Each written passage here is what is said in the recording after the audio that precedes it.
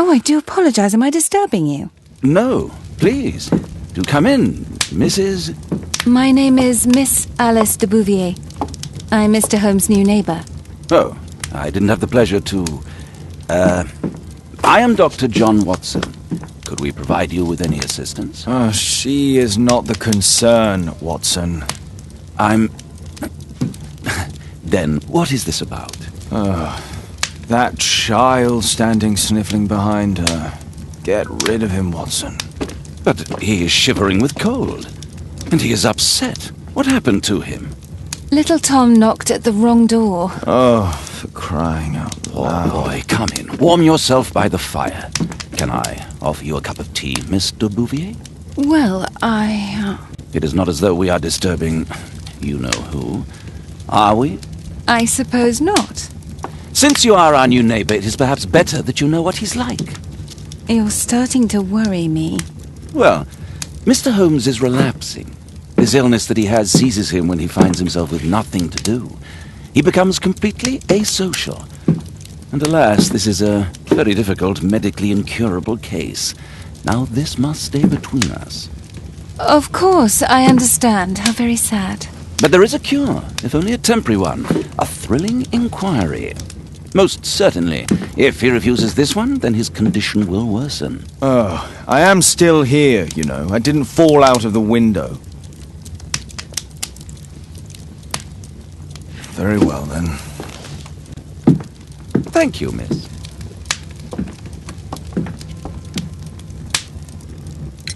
Now tell me, boy, what brings you here? It's my father, sir. He's missing. I don't know what to do. What's his name? George Hurst, sir. Missing, eh? And what do the police say? The police, they don't believe me. They say he's just abandoned me. But that's a lie. And when was the last time you saw him? 3 weeks ago. He left for a new job. But this time, he was acting a bit strange and angry.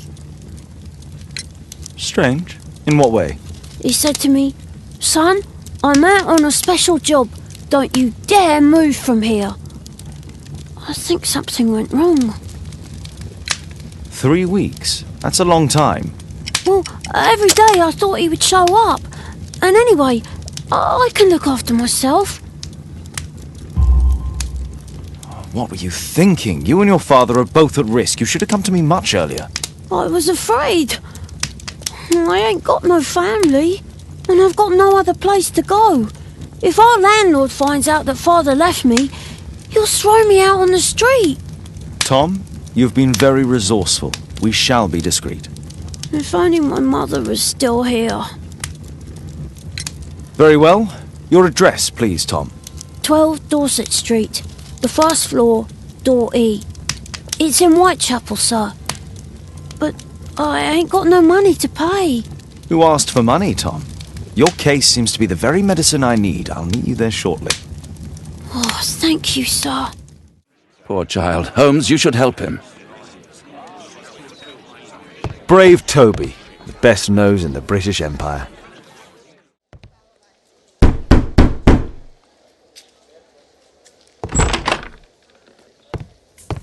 "'Tis our home, Mr. Holmes. I hope you'll find my father soon."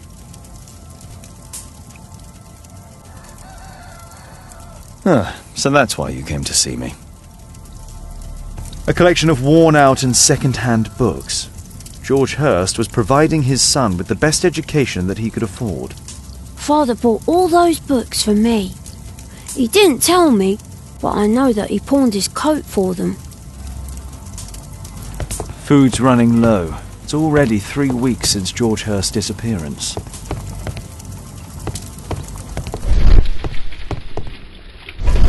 Well, I can see the preparations for peasant soup, a clever concoction for somebody with apparently no culinary skills. My mother, sir. She died when I was very young. My father told me what she was like, but that's all I have. I'm sorry, Tom. My mother left me when I was very young too.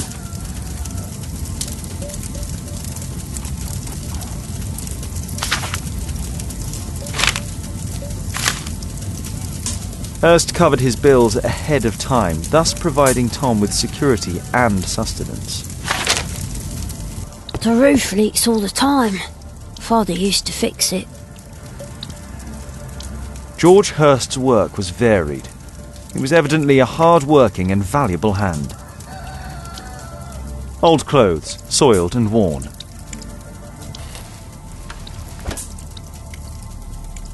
Just some old things.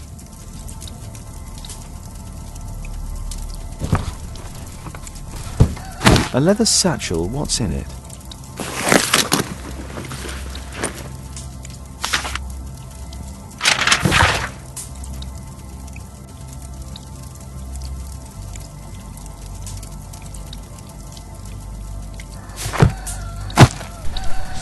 Old clothes, soiled and worn.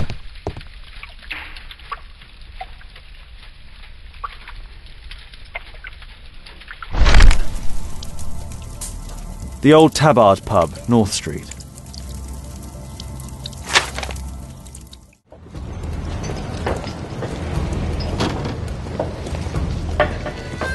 I need to Earwig to find out who is offering this special job. Equality for the working class. I'm glad I'm my own boss. I can complain only to myself. Or to Watson. The man who's offering that special job has a proper set of mutton chop whiskers. No. That fellow who's offering the special jobs, he never drinks alcohol. So, the man I'm looking for has whiskers and never drinks alcohol. This must be the man that I'm looking for.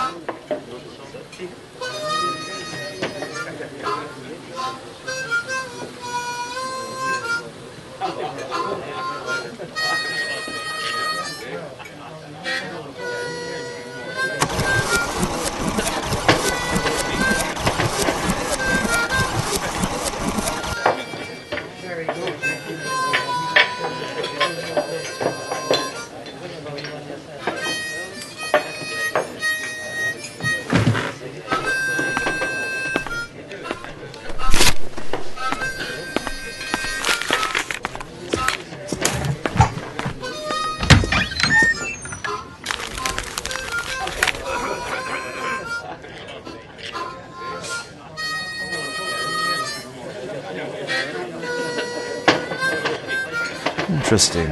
A missing person. I should find out more.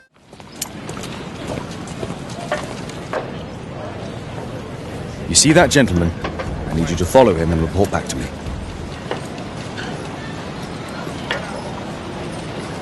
All right, Mr. Holmes.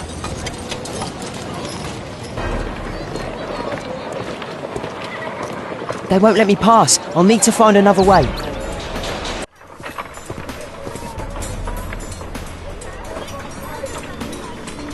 Ah, boys from the Bruisers gang.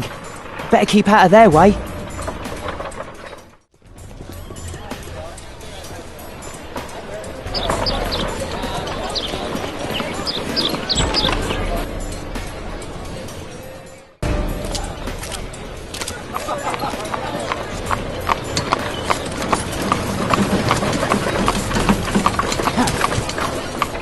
I can't lose him now.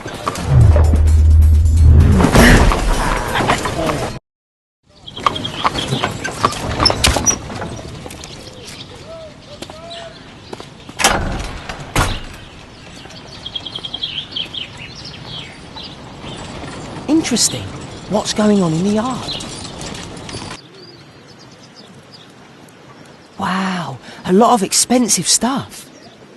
Ah, a coat of arms. It might help Mr. Holmes. I'll make a drawing of it.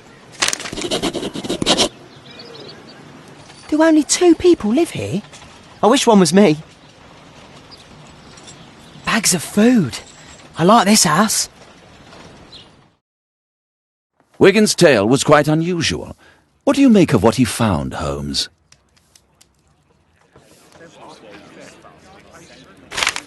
Wiggins did a good job.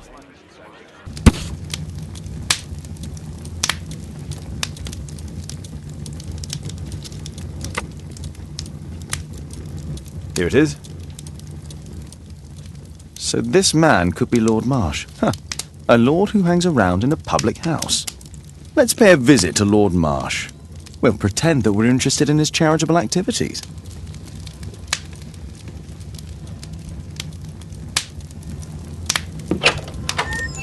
Mr. Holmes, you have a visitor. Oh, just ask him to wait. I'm afraid that won't be possible. This young lady refuses to wait for anything. What? Father! Caitlin! Miss Caitlin's boarding school was flooded. Everyone was sent home. As if it could smell any mustier. My word, how is it possible that you have grown up so fast? You'll be staying. Wherever will we put you? Holmes, I'll give her my room, of course. What do you have to say, Kate? You're on a new case. A respectable lady who's being blackmailed? Or is it a love story between a prince and a suffragist? However did you guess? You will tell me, won't you, Father? We'll see. If you behave.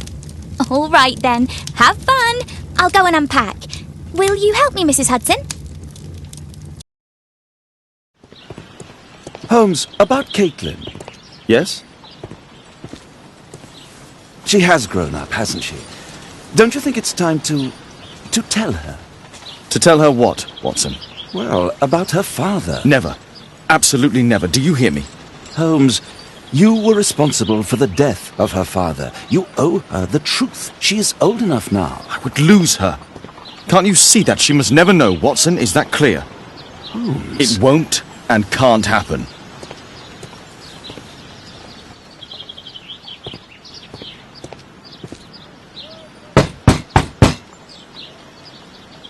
Come in, please.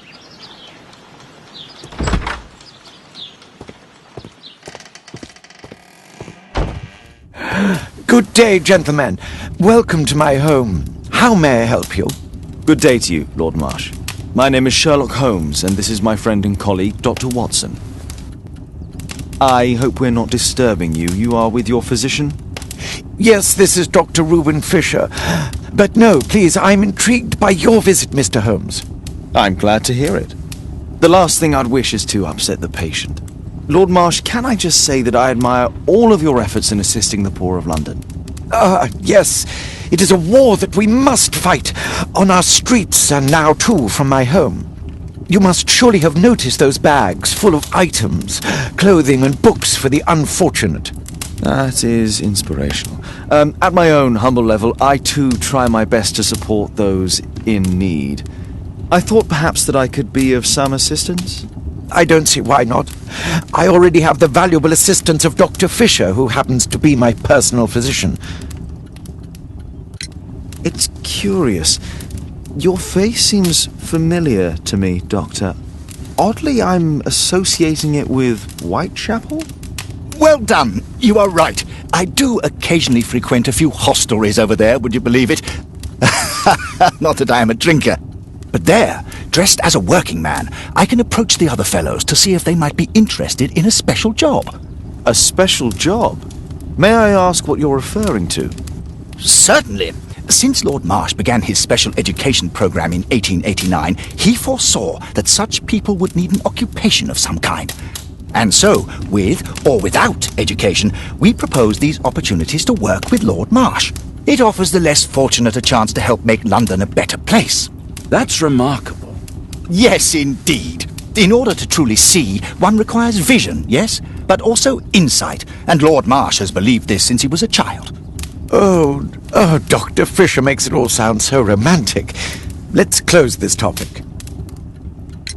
Forgive me, Lord Marsh, you're looking very pale. Might I offer Dr. Watson's assistance? That is kind of you, but I feel confident that I can provide Lord Marsh with the care that he requires. How long have you been like this, my lord?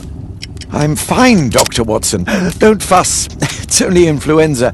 I'll be better in a few days. I can feel it already.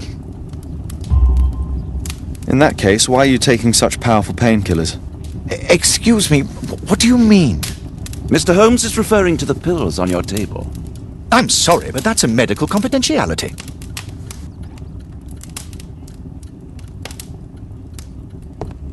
I'm gratified by your interest in my charity. You're the first who has offered to help. Last year, 3 orphans were put through medical college. Thanks to Lord Marsh and the special education programme, a great many poor people will have a second chance in life. Lord Marsh, hunting with his friends. Ah, my dear comrades, Lord Collins and Lord Harrington.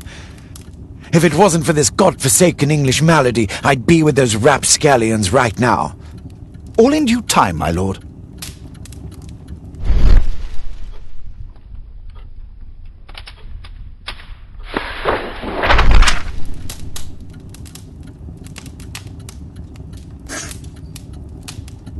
John Strobridge. I've seen this name before. It was on a missing persons poster.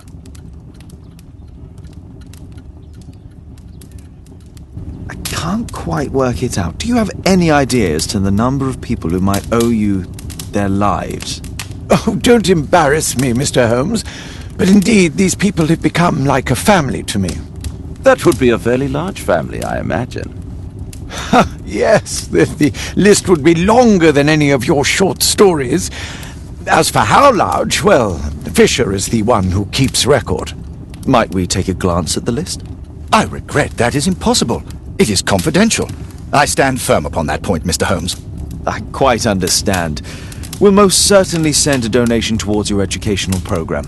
I shall take my leave then. I thank you both and I wish you all the very best, gentlemen. Likewise, Mr. Holmes. Mr. Holmes, do you have any news about my father? Tom, not so fast. I wanted to ask you if you remember your father mentioning anything about a special education programme. An education programme? No, he only talked about a special job. What's this box, Tom? Oh yeah, I just found it, Mr. Holmes. It was ever so well hidden. I've no idea why. Well done, my boy. It could prove very helpful.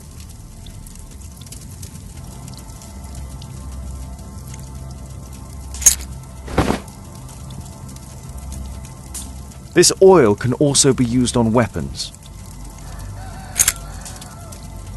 Wolfjack. Looks like a military badge. A ramrod to clean a rifle. Tom, does your father own a rifle? A rifle? No. If he had, he would have shown it me. I'm sure that he wouldn't have shown it you. I need to find this rifle. Come on, Toby. It's time for you to earn your keep.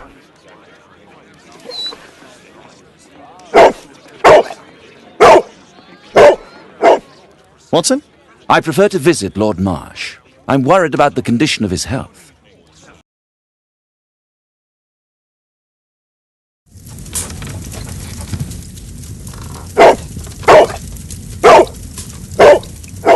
Search, Toby, search.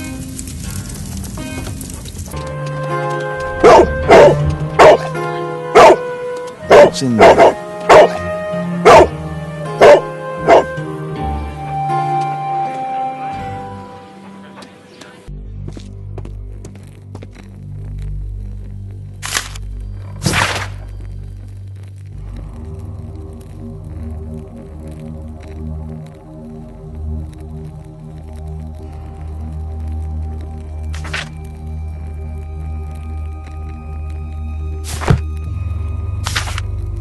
News clippings on Lords in the education programme. Why are they here?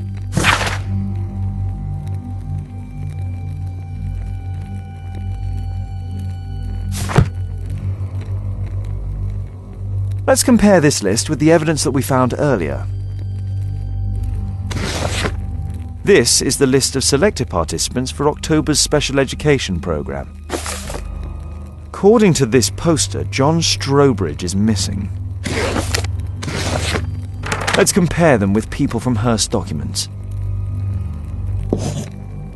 This man appears in both documents. All the people in Marsh's document are marked and dated in George Hearst's files.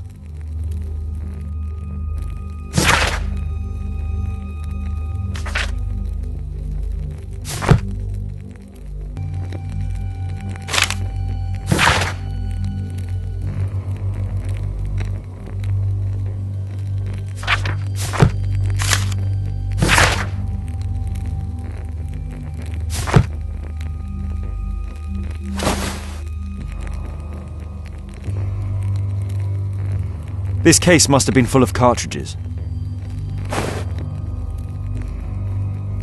There was something on the stand. There was a rifle here. George Hurst took it with him.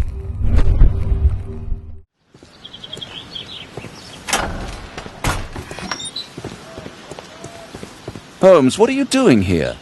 What are you planning? A mission of my own. You must play the role of the conscientious doctor while I sneak inside Marsh's house. That's the only way of helping little Tom.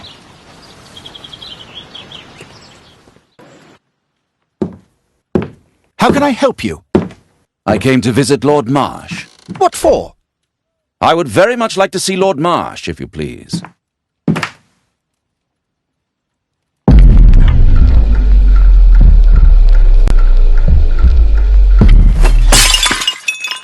Oh, you're so clumsy. Can you please not— I have to visit Lord Marsh and offer him my services. Fisher, please, allow Dr. Watson to enter.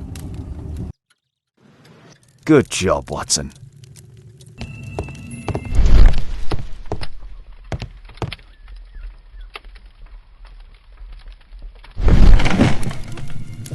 Let's see how hard to crack this safe is. Doctor, it appears that you were impatient to pay me another visit. Indeed.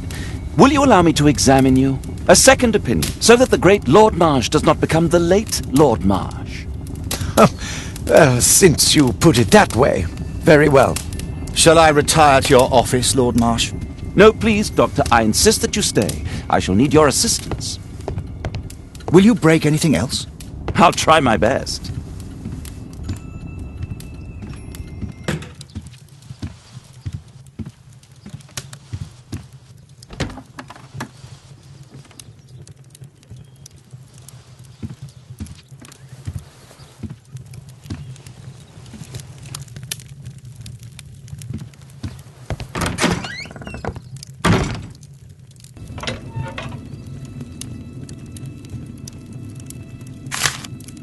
November 7th.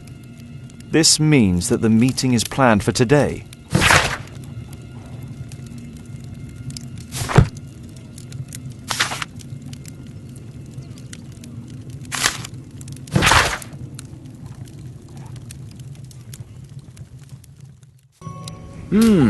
I'd suggest that your current weakness is perhaps more than a simple case of influenza, Lord Marsh.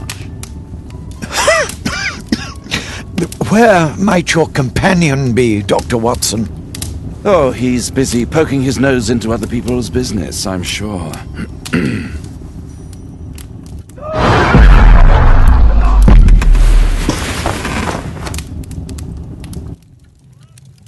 My lord, I'm sorry to interrupt, but I must remind you about your meeting. Is it already time? My apologies, Dr. Watson, but we are expected elsewhere. Might we offer you a lift? You're going out? I'm not sure that's wise in your condition. I value your opinion, but misery never rests, and I am needed. Well, do please take good care of yourself, Lord Marsh. I'll send you my diagnosis, Dr. Fisher. Thank you, Dr. Watson. Farewell. Watson, what are you doing at my table? I just need to check one thing about Lord Marsh. My intuition tells me that Lord Marsh is hiding something about his disease. His cough, in addition to his fever and his usage of strong painkillers, leads me to believe that he is seriously ill. Let's study it more closely. Holmes, this is no longer a laughing matter. It is just as I feared. Lord Marsh is suffering from tuberculosis. You don't say. Yes, I do say. And Holmes, he will die if he is not transferred to a sanatorium as soon as possible.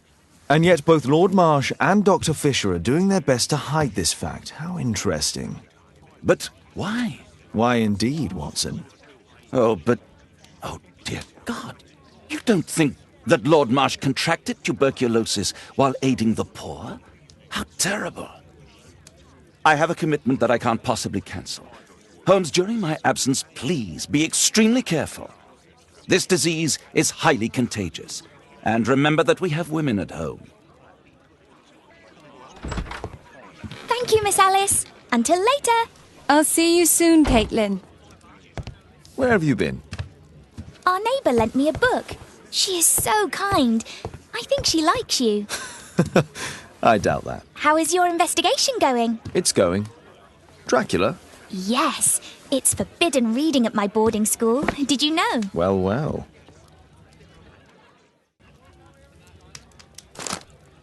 Here it is. Drat. I'll need to hurry if I want to find out what's going on at the forest. Father, that boy Wiggins, does he come here very often? He helps occasionally in some of my cases. Why do you ask? I'd like to talk to him. Talk to him? Father, back at school there are only girls to talk to, and they are so boring. I'm sure Wiggins has lots of exciting stories to tell about his life in London. It would be so romantic. Caitlin, you know that Wiggins hasn't had the most fortunate life. That only makes him more interesting. Oh, Kate. I'll leave you alone now. Run, little rabbit, run!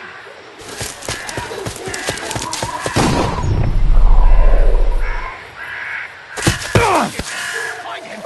You won't get far!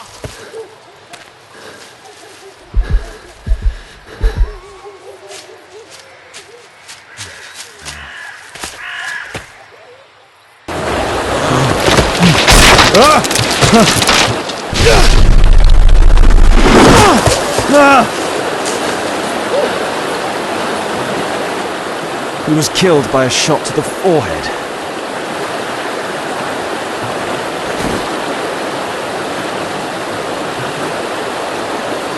My God, it's Lord Harrington's body.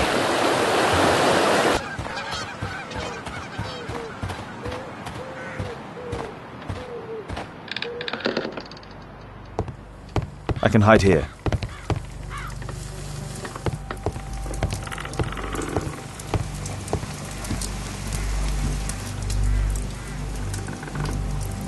The Quartermain Club. This must be Lord Marsh's cabin. This will help to dress my wound. Someone's coming, I better hide.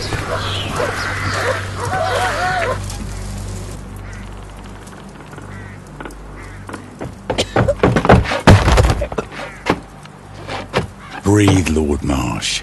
It's almost over. Who are you? George Hurst from the 1st Lovett Scouts, here to deliver justice. An old soldier. How ironic. Did we refuse you on our special education program? It's true, I was refused. An old wounded soldier is useless to you, but he can still be dangerous. We hunted a lot in these woods, but I didn't expect to become the prey. I have lived a grand life without any limits set by others. I will die a happy man, so you won't see me begging, you festering wretch.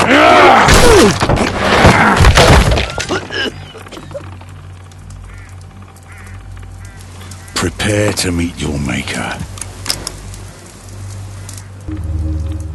George, lower your rifle, please, for Tom's sake. Holmes! My, an almost worthy opponent. Tom? My Tom? If you've endangered my lad in any way, you will pay dearly. I assure you that Tom is safe in London with a well-trusted friend. And now it's time to end this. By all means. George, listen to me. If you're seeking an apt punishment and vengeance, killing Marsh will give him exactly what he wants. He would die knowing that he had fulfilled his life through his absolute control of it. But if you allow Marsh to live and be arrested, he will suffer a punishment far greater than you or I could deliver. His ball and chain will be the debilitating tuberculosis. It will drag him painfully and slowly to his demise behind bars. You're mad! You're both mad! Let's go and find Tom. Not just yet. See, Lord Marsh, you will die here, although not by the gun. You'll die slowly. Don't do this, George. Detective, take a look here.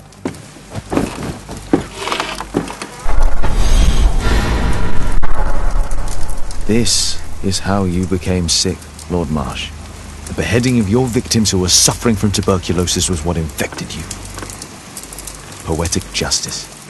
Holmes, you cannot fully understand why we helped so many and sacrificed a few.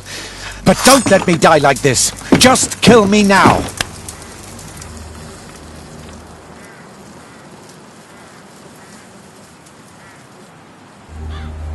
Mr. Hurst, you've already served brutal justice to Lord Harrington and I hope Lord Collins and Dr. Fisher. Taking that into consideration, we may as well kill Lord Marsh and end the Quartermain Club completely. No loose ends.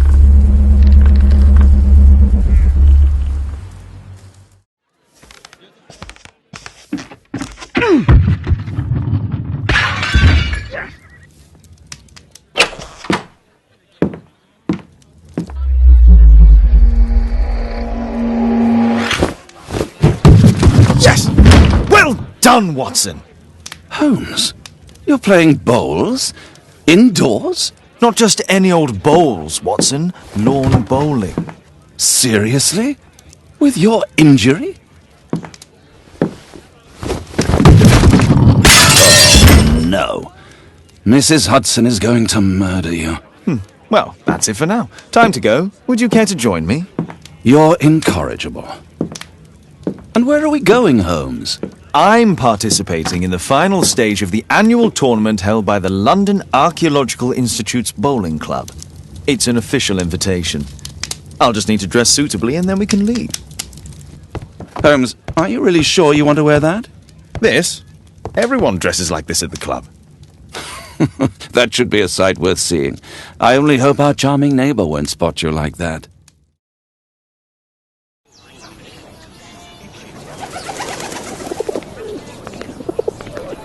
Mr. Holmes, you played very well yesterday. I'm obliged to you, Sir Charles. I play many outdoor sports. That's the key to my success. My friend Dr. Watson has decided to join me. Really? Mr. Holmes, would you like to see the first prize? A rare stone Mayan Quiche calendar. Mayan Quiche? Indeed.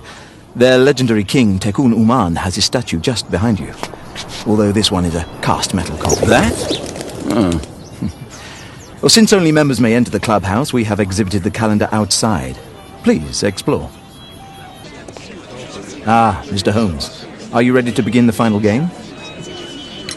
Yes. Let's start the final. Congratulations on your game, Mr. Holmes. Exceptional. The awards ceremony will be tomorrow morning. See you then to receive your prize of the calendar. I trust you will be there as well, Dr. Watson?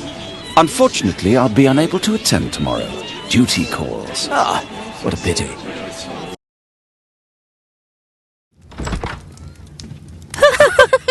Oh, Daddy! Hello, Mr. Bouvier. Hello, Mr. Holmes. Well, Caitlin?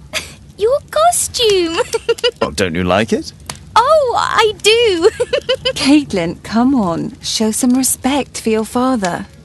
You know, Father, Miss Alice was telling me all about her travels. She has already toured the world with her own father. Your daughter is exquisite. And just to think that she was aboard the Orient Express when it was attacked. What a dream! Indeed. She's so creative and imaginative. And that reminds me, would you allow Caitlin to visit me so that she can practice playing the piano? It's very kind of you, but I decided that Caitlin should stop playing the piano. Oh, Father, why did you say that? Caitlin, we are neighbours. We'll meet again. Until then, I shall leave you with this book. Thank you, Miss Alice. The statue did it. It killed Zacharias. Calm yourself now, Sir Charles. You've had a shock. Let the police do their duty. What can a mere inspector like you do about it? You don't know anything. A mere inspector? Phew. And now here comes Mr. Holmes. Lestrade, are you here to receive a prize as well? Very amusing, Holmes. You can go home. The ceremony's been cancelled. We've got a murder scene here. Really? And to think I only came here for my prize. I know, Holmes. I saw your name on the list of finalists. So go away. You're not going to congratulate me? What? Do you really think I'm that naive? You turning up out of the blue and then bam, a murder? There's a surprise. Oh, you're making a spectacle of yourself, Lestrade. Let's just pretend that I'm a simple consultant, your humble assistant. Oh, all right then. A club member, Mr. Zacharias Greystoke, was killed at around 4 in the morning. There. Now, don't mess around. I promise that I won't, Inspector. What do you make of the facts? It's quite clear. The murderer intended to steal the Mayan calendar. He was caught by Zacharias Greystoke. He then took up the first weapon that came to hand, the statue's spear, and killed Greystoke. Then he fled, just as Sir Charles was coming out of the club. Unfortunately, we've been unable to find any trail beyond the club's wall. It's as if the murderer vanished into thin air. Well, take a look for yourself.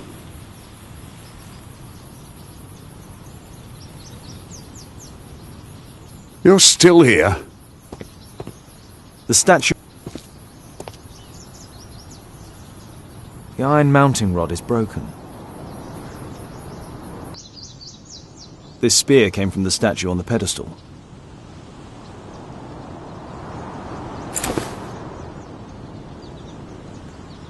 The case is scratched and dented.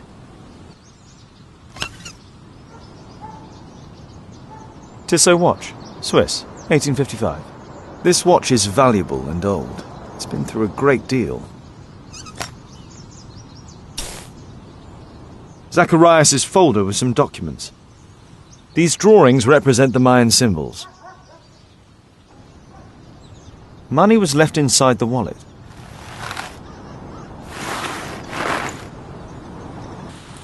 Sir Charles, are you able to tell me in detail what happened? Ah, Mr. Holmes. Well, to prepare for the awards ceremony, I decided to spend the night here at the club. I was sitting alone at my desk when I suddenly heard a loud, metallic sound and a terrible shout. I hurried outside and I found the body of Zacharias.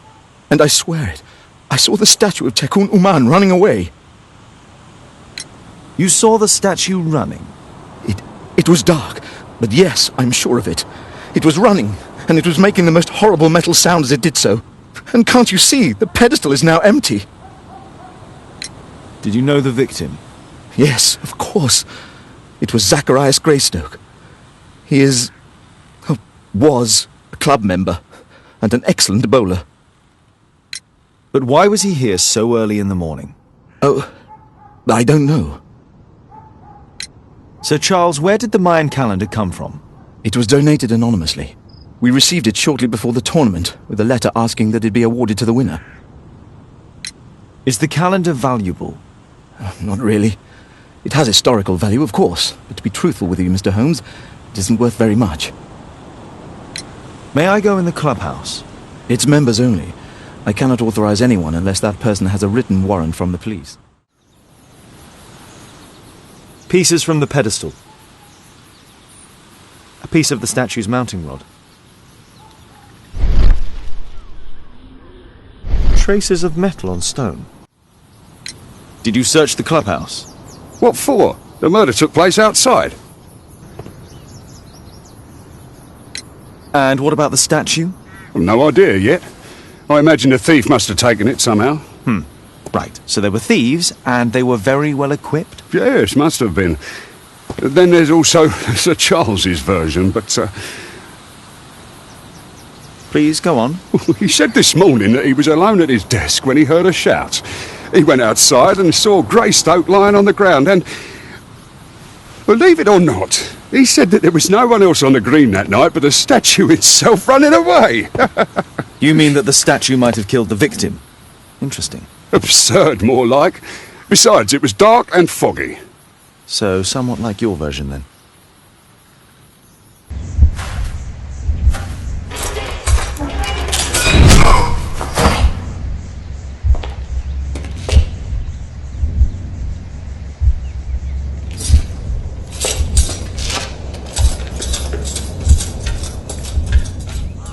It looks as if Zacharias was killed the moment he approached the calendar, and killed by the spear from Tekun Uman's statue that jumped from its stand and escaped over the wall.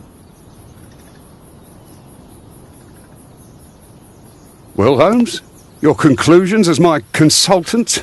My conclusions are approximate to Sir Charles's testimony. Oh dear, you think the statue did it? Everything points to the fact that the spear was thrown from the pedestal, and Mr. Greystoke appeared not to notice the killer. Indeed. The journalists will be ecstatic about your version. I would like to examine the victim and take a look at his belongings. Oh, you've amused me at least, Mr. Holmes. Very well. I'll grant you authorization for the examination at Scotland Yard, but nothing more. The Mayan calendar. Here's a chance to have a closer look.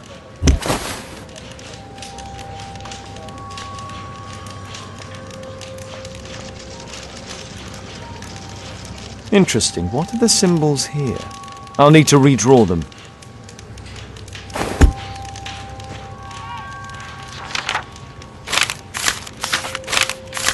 Oh, Zacharias had already translated some symbols. I could use this dictionary to translate the calendar's glyphs. They are the symbols that were drawn on the Mayan calendar. The papers from Zacharias' folder. They can help us to translate the Mayan message. Cursed will be anyone who disturbs the sacred temple. They will meet their death by the risen statue. Only the chosen will have mercy. It's not only a calendar, it's a curse. Zacharias Greystoke, a member of the club, was killed as the curse decreed.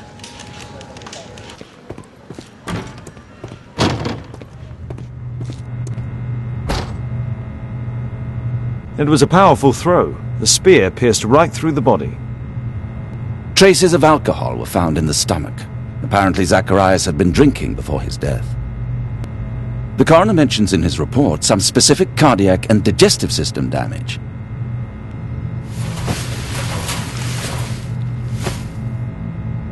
This is where the spear entered the body. The murderer aimed for the heart. The weapon must have been thrown by a strong and skilled person. It's possible that the link between Zacharias and the curse is at the archaeological club. I'll need a search warrant. These scars are old.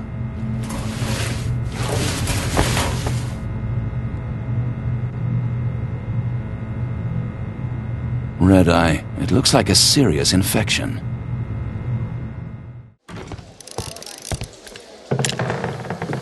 Aren't you supposed to be investigating those cases of yours instead of bothering me? Good day to you too, Inspector. I have a small favour to ask of you, a search warrant to investigate the murder at the club. No, no, and no. Since I'm without the warrant, I should find something else to do. By the way, do you know if Sir Robin is currently in town? I have no idea. And why on earth should you even think that I might know that? Well, I believe I may have solved a case about, let's say, a salacious inspector. No, it's not what you think. Nothing dishonourable happened. Go on then, take your warrant. So he refused to give you the search warrant? Oh no, I've got it. I won't need you for a while now, Watson. I'll see you later. Sir Charles, I have a search warrant. I would like to take a look inside the clubhouse. I see. Here's the key, but I do protest.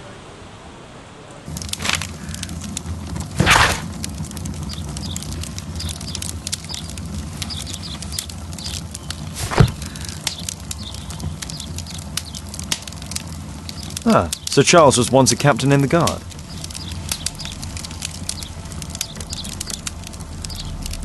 Charles Yellingham has a large family. The 50th birthday of Lord Stevenson.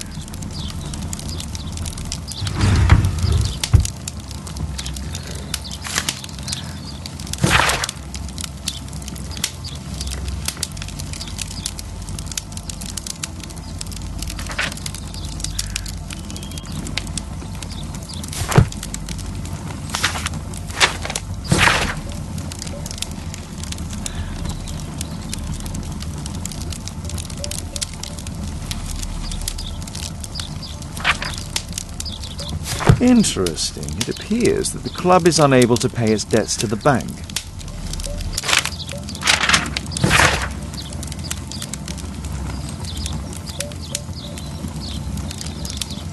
A message to Sir Charles from Zacharias Greystoke, the victim. This metal globe is very impressive. Some bits are missing.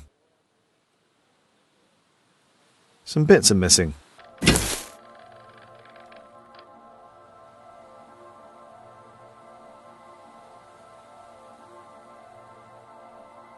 It appears that it's a part of a gold statue from Guatemala. Solid gold. It's worth a fortune. This piece has been cleanly and intentionally cut. These antiques look quite valuable. Interesting. The men who own these collections are all dead. Guatemala, 1881. I don't think this is a bowls tournament.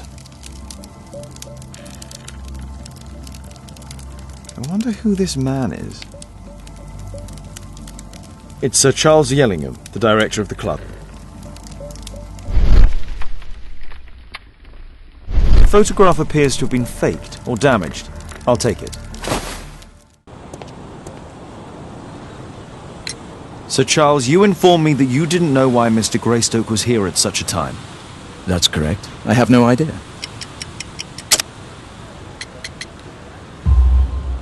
But in fact you do. Mr. Greystoke wrote to you about him coming with another person to visit. Ah, well, yes, that is right. He raised a scandal about the Mayan calendar, so he wanted to see me before the ceremony. But I don't know exactly what it was that he wanted, or who this other person he mentioned might have been. You have a fine collection at your club, with one disturbing thing in common. Oh, all the items are from our club members.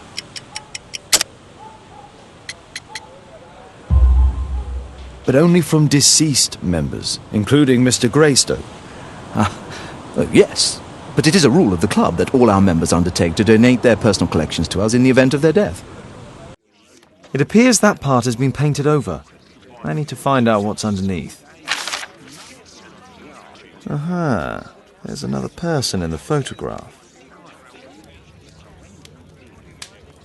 Is there anything I can do to help? Look here. There's a person with a swollen eye who was concealed within this photograph. A dispute of some kind, do you think, Watson? Possibly. But it appears to me a characteristic symptom of a rare tropical disease that is found in South and Central America. South America! Brilliant, Watson! Happy to help. Is it deadly? Well, there is a chance he survived. I shall ask Sir Charles, but who knows what he'll say. I've an idea. There is only one hospital for such illness. The Hospital for Tropical Diseases. I have friends who work there. Oh, yes? Well, the chances are slim, but I'll pay them a visit. If he's in London, they would have seen him. I found this photograph on your wall. You're in it, but do you know who these men are? Particularly the gentleman with the swollen eye. Oh, him. But that's poor Mr. Albiot. He died from fever during an expedition to Guatemala 14 years ago. We were searching a Mayan Quiche temple, but everything went wrong. We were unable to enter the temple and the expedition ended in disaster. I'm here, and here is Zacharias. And there is Bernard Marley, another member. He's over there, near the pedestal. By the way, he's the fellow who built that terrible statue. He created it, must have been 10 years ago. Albeit was a club member. Where is his collection? Well, the devil if I know. We never did locate it. Mr. Bernard Marley, I presume. My name is Sherlock Holmes. I have to ask you about an expedition to Guatemala. Shh, not here. It's too dangerous. I'll give you my card. Visit me there where we can talk.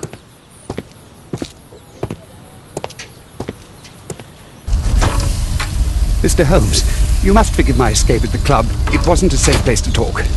And it's safer here? Yes, better here. Not my office. I have secured my foundry, you know. Ah, reassuring. Did you know Zacharias Greystoke, the victim? Yes, he was a brave friend. Such good karma until yesterday. Do you recognize the unwell man in this photograph? By Jove, albeit. Yes, that's him. The poor fellow met his end in Guatemala. He was struck down by a terrible disease. You were friends? Not really, but he was an active member and a courageous man. Too courageous. You can't fight against the Quiche gods. And what of the expedition? You were seeking a Mayan temple? Yes, the temple of Tecun Uman. Another one of Charles's stupid ideas. We found it, but there was some kind of strange force that prevented us from entering. An evil aura. It was Tecun Uman's emanation. We could all feel it. Albiot's disease worsened suddenly. There was nothing we could do. And now, with Zacharias' death, The curse has reawakened. After 14 years. Prophecies are timeless. Even in the beyond, there is no escape. Did Zacharias believe in the prophecy? It is not a matter of belief, don't you understand? Zacharias was convinced that we could stop the curse by studying the calendar. What insanity! He sent me a message. He wanted us to visit the club and try to convince Charles to remove the calendar from the awards ceremony. But you didn't go. I knew Charles would refuse. Anyway, studying the calendar wouldn't help. Tekun Uman is far too powerful. Your relationship with Charles Yellingham is... Not friendly. Well, it is reciprocal. You know, most of his expeditions are failures because he is too focused on his hypothetical career to be in politics. He has political ambition. That would be an understatement. He has ambitions for the House of Lords, and the club is his means of achieving this. It's also the reason for his disastrous management. But he still succeeds in finding money. I wonder how. What's your opinion on Tekun Uman's statue having disappeared? I don't know, but I have nothing to do with it. Nothing.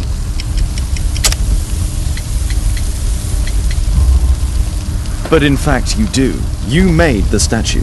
That's true. But it was 10 years ago. You can't blame me for that. Don't you think so?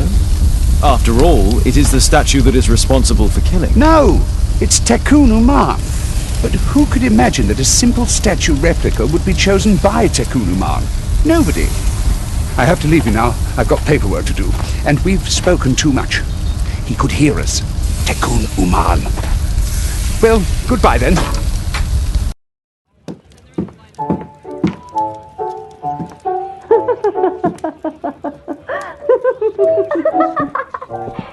Caitlin's at Miss Alice's playing the piano. She disobeyed me. Well, Holmes, I was inspired to... Oh, look here. The postman has made a mistake. He's delivered a letter addressed to Miss Alice. Oh, he mistook 221B for 221C. Give it to me, Watson. I can't help myself. I must open this letter. It would be easier to open this letter if I steam it. Let's prepare. Boil water in kettle.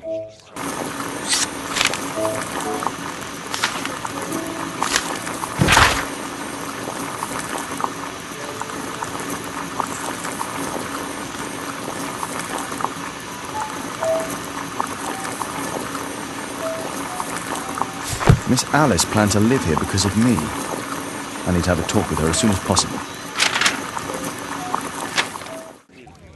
Don't stop playing, Kate. I'm going to take some air on the balcony for a few minutes. I need to speak with Miss Alice first. She's on the balcony. How about telling me why you came here in the first place? Mr. Holmes, why do you ask? I hardly think that I'm accountable to you. Since you extended an invitation to my daughter against my wishes, I believe that you are. So said the father, cloaked in all his severity. My word, you almost frightened me. You won't say then. Very well. Ask Caitlin to come home now. Oh, poor child, let her play. Such insouciance. So useful for covering up disturbing secrets. And since you intend to hide the truth from her... What? We all have our secrets. You... But don't worry, Mr. Holmes. Caitlin is a sensitive child, and I like her enormously. Alice, come back in. I can do it. See? You're wonderful. I like to think that the feeling is mutual. We wouldn't want her to know of your secret, or for her to be unhappy. I have to go inside now.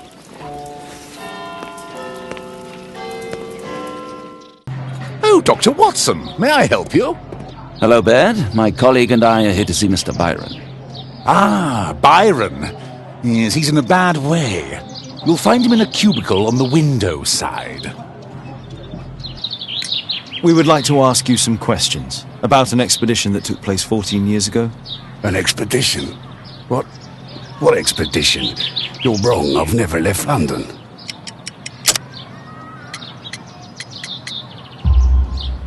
Is it not you in this photograph from Guatemala? Guatemala? Tekun Uman. Dr. Baird, come here quickly. I don't feel well. What on earth is going on? Please, calm down. I'm sorry, my dear colleagues, but Dr. Brunt is waiting to give Mr. Byron a private consultation. You can wait here.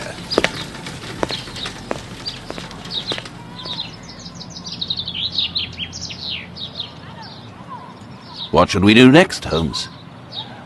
Weren't you paying attention? We have to wait, but we'll take advantage of the situation.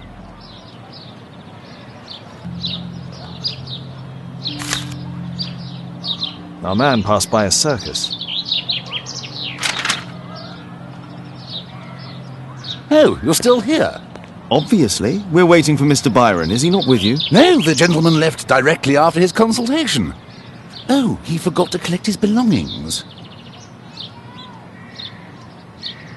Holmes, it seems that Albeit has escaped. Obviously. And he knows that we are aware of his true identity. Quickly.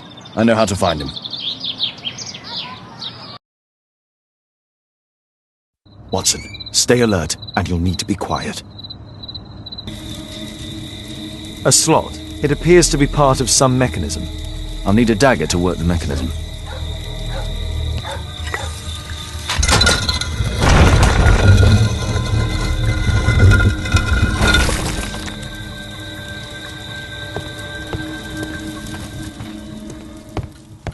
Another statue of Takun Uman.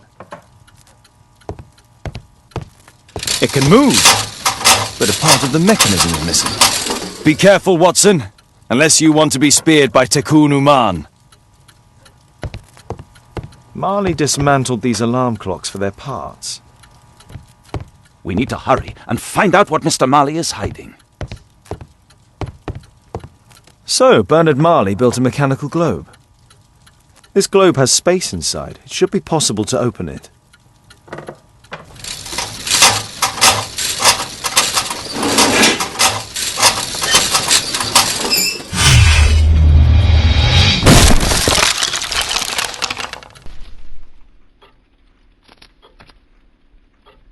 It seems we found the key to the safe.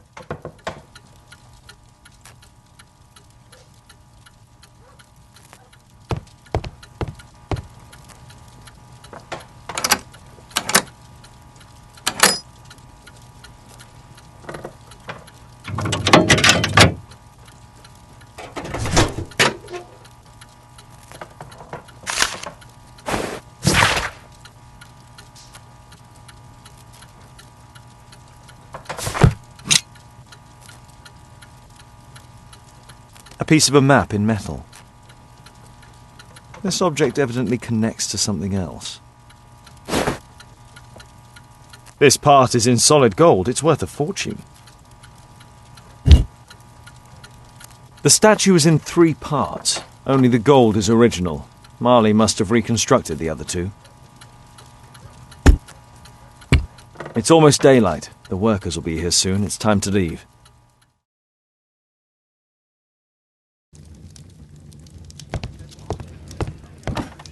Thanks to the information I obtained at the hospital, I can now deduce where Albeit is hiding. We know that Albeit paid a visit to an opium den, a crowded market, and a circus. He also purchased some Chinese tobacco. Let's find a place in London where all 4 elements are close together. Now we need to find a street name ending in OOK. 21D Brook Street. Watson, I believe we found Albeit's flat.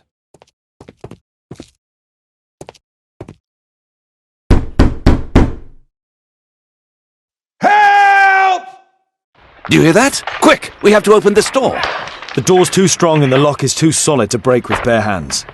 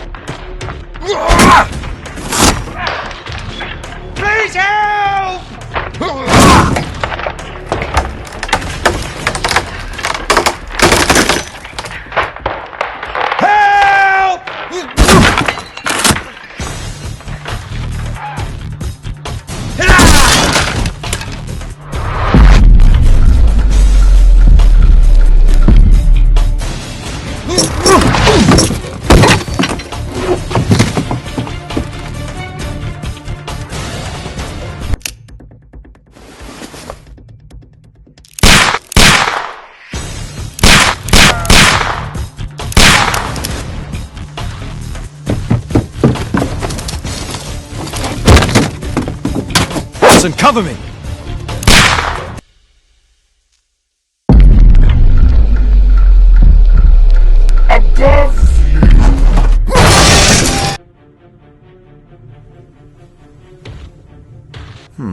Locked.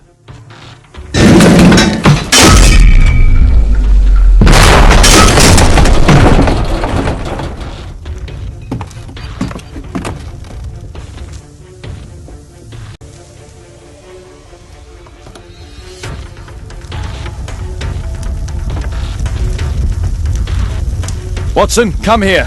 He's behind the screen.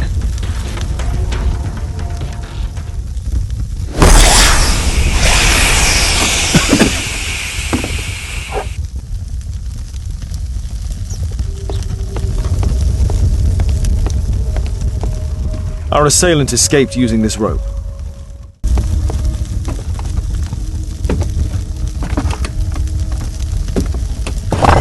No! Don't kill me! Calm down. It's over now. It's gone. You? Oh. But why are you here? You're not doctors, are you? No. Well, you're half right. Shall we remove these masks? Your true name is Albeit, is it not? You were a member at Charles Yellingham's club. Yes, I was. Can you tell us what happened here? After your visit at the hospital, I quickly returned home. I was lying there on the sofa and felt an evil presence in the room. An evil presence? Never mind. It's probably the fever. Or perhaps a living statue? Yes. It was one of the double statues. I saw its shadow. I believed that it was searching for me, that it wanted to kill me. It was horrible. As in Zacharias' murder, the statue came to life when its intended victim appeared in front of it. I must examine your residence. It may hold some clues. Tell us about your expedition to Guatemala 14 years ago? It was in my former life. What really happened there? You were said to have died. I was ill with a terrible fever. I asked them to leave me there. I can't remember how. I only have flashes of memory, but by some miracle I survived. I left an eye and one arm behind. It took me time, but at last I managed to return to London. Why do you use a false name? That expedition signalled the end of my career, and my very life as I'd known it. I changed my name and my address. Now I'm weak and useless and alone. I'm a walking dead man. Not for long. Perhaps this was it. It was my curse to fade away little by little. Tekunu man's revenge. You are aware of Zacharias' murder, are you not? Yes, and quite aptly I read that he was killed with a spear. Aptly? Well, he practiced archaeology almost as though it were a sport, seeking adrenaline. Imagine his state of adrenaline when he died, him being the prey. And who would have been the hunter? Tekunu man? Whoever, whatever. It'll soon be over for me at any rate. There's a locked door on the first floor. May I have the key for it? All right, but there's nothing interesting inside.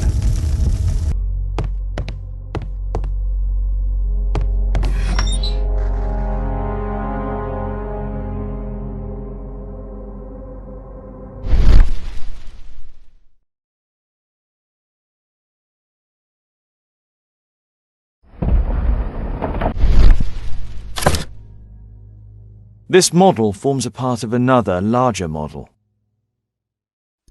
The interior seems well designed, but I cannot see it properly. It was created after the expedition to Guatemala.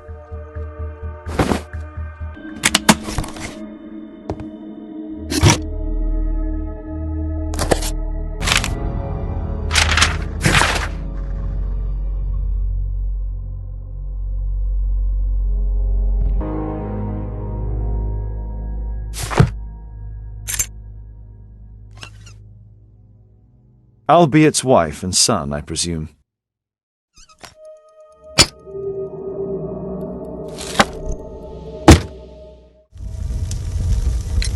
There's a little bed in the small room. It's being used. Well, it is for my son Gulliver. After my official death, My wife and he left for Glasgow. Upon my return, I installed this room. So they know about you? My boy Gulliver visits occasionally. But I wonder, what is the life of a crippled father? They will lose me again.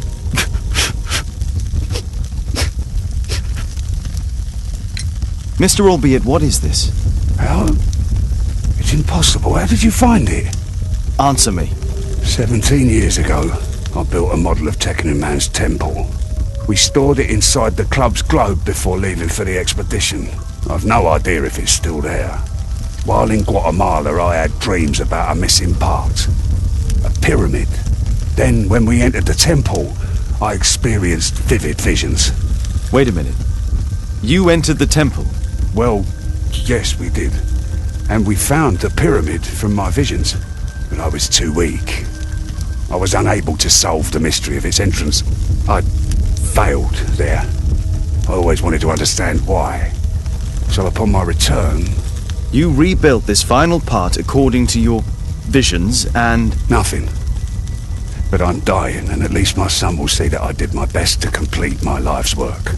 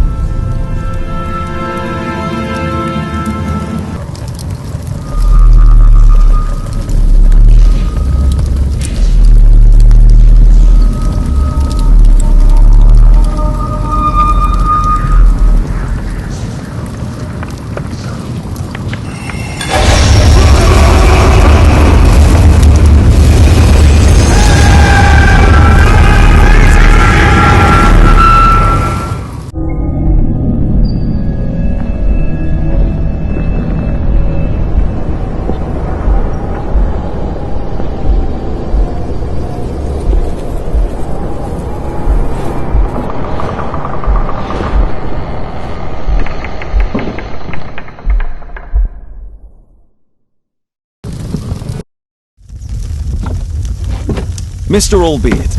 Oh, you're here with your son. Yes, obviously.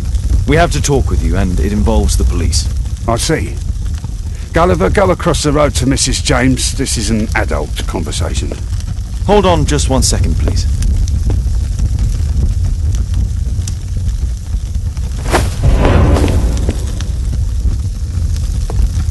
A pygmy? As I suspected.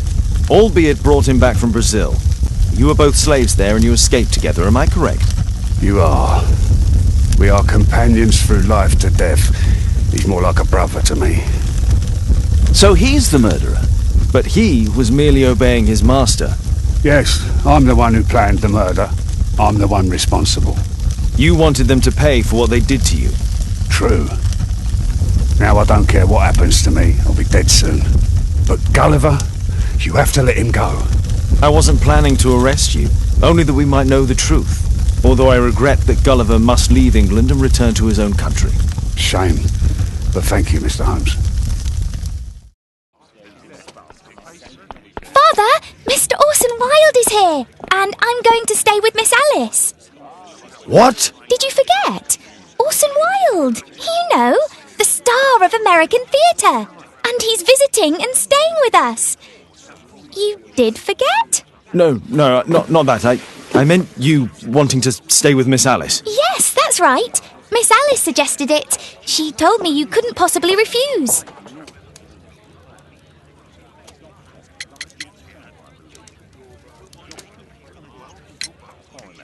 If it's really what you want. It's the perfect solution, Mr. Holmes. Don't you agree? Guess what, Mrs. Hudson?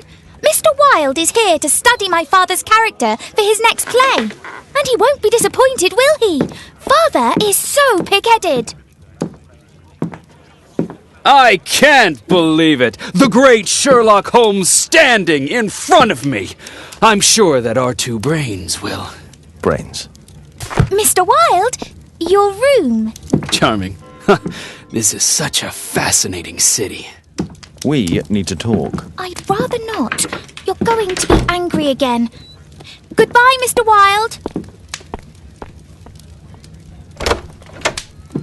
Is it 5 o'clock already? I think I might go and ask Mrs. Hudson for some tea.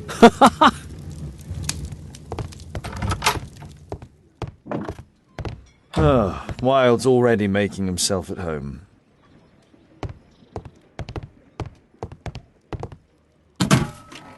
Wilde truly has a perfect disguise kit. Do actors really need all this?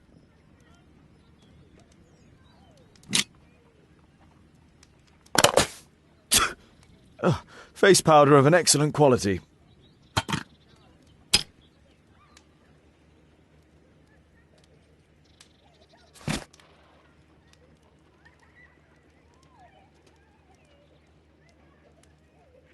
I use the same brushes for makeup.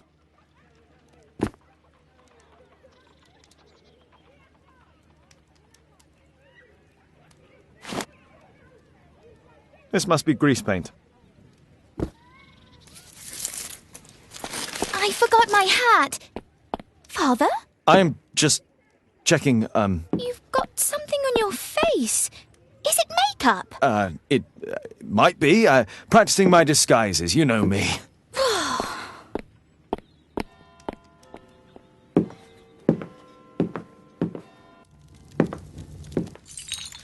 No, don't touch that! No!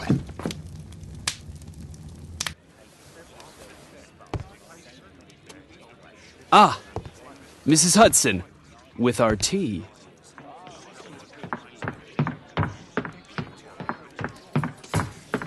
Not quite. We have a visitor. However, the lady is not so much angry as perplexed.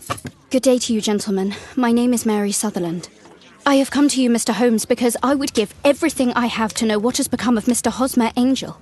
Why the haste, Miss Sutherland? Mr. Hosmer Angel has disappeared, and my father, Mr. Winterbank, will do nothing. It makes me so angry. Mr. Windybank is your stepfather, surely, since the name is different? Well, indeed, I call him father, although he is barely older than myself. And your mother is alive? Oh, yes, although I wasn't best pleased when she married again, and so soon after father's death, and to a man so much younger than herself. What is your connection with Mr. Hosmer Angel? I met him at the gasfitters' ball. Mr. Winterbank did not wish for me and mother to attend. He never did wish us to go anywhere, but this time I was quite set on it. Fortunately, he left for France upon some business, and so didn't have any say in it. And I met Mr. Angel that night. We met again after that and would take walks together. But then father returned, and we could no longer meet. Why was your stepfather against your going anywhere? Well, he didn't like anything of that sort. He used to say that a woman should be happy in her own family circle. Did Mr. Hosmer Angel make no attempt to see you? Well, father was going off again in a week. And Hosmer wrote and said that it would be better for us not to see each other until father had gone. After that, he stopped writing. Where does Mr. Angel live? I don't know exactly. I address all of his letters to the Leadenhall Street post office for collection. Were you engaged? Oh, yes, Mr. Holmes. Right after the first walk that we took. Do you have your own income? I do, from an inheritance. It was left to me by my Uncle Ned in Auckland.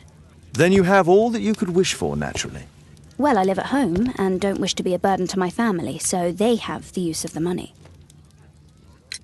Is there anything else that you can tell me about Mr. Angel? He is a very shy man. He would rather walk with me in the evening, so as to be discreet.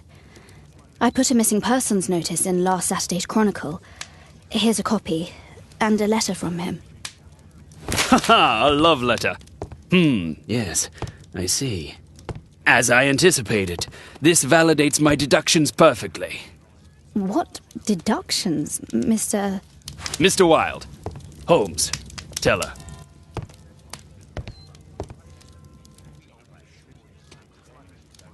A love letter? Aren't you dying to read it, Holmes?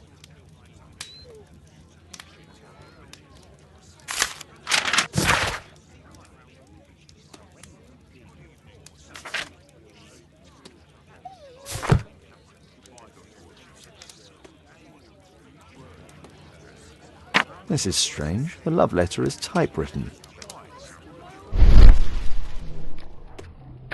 Good quality paper, quite smooth. Fairly common ink, nothing special.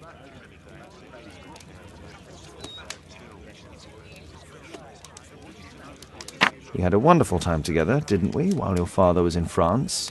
Miss Sutherland only met with Hosmer Angel while the stepfather was absent.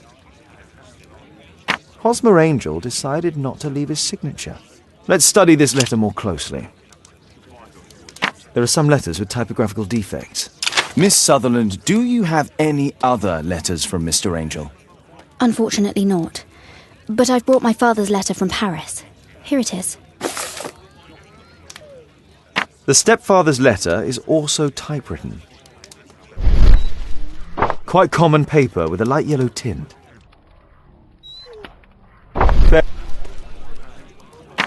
I hope that you'll be an obedient girl. Take my advice. Stay at home. Miss Sutherland's stepfather's signature. The stepfather is trying to keep the daughter at home. Let's study this letter more closely. There are some letters with typographical defects. Both letters have typographical defects. They merit further attention. This letter has a defect. One more letter with a defect. One more letter with a defect. It's the same letter with the same defect in both instances. Another letter match with the same defects. Another letter match with the same defects. So, based on the specific defects, we could say that these letters were composed on the same typewriter. You should try to let Mr. Hosmer Angel vanish from your memory, as he has done from your life. Then you don't think I'll see him again? I fear not. Then what has happened to him? Your stepfather married your mother for her money, and also enjoyed the use of your income. But with your personal advantages, it was clear that you would not remain single for long, even with him keeping you at home. He disguised himself and reappeared as Mr. Hosmer Angel. He brought you as far as the church door and then conveniently slipped away, to bring you to this conclusion in such a dramatic manner that it would leave a permanent impression upon your mind. You have been cruelly tricked, Miss Sutherland. Oh, Mr. Holmes. No, I can't believe it.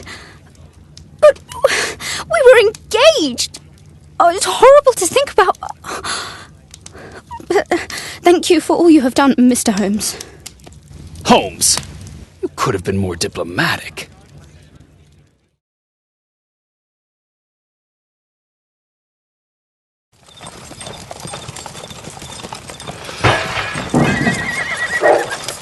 What is going on?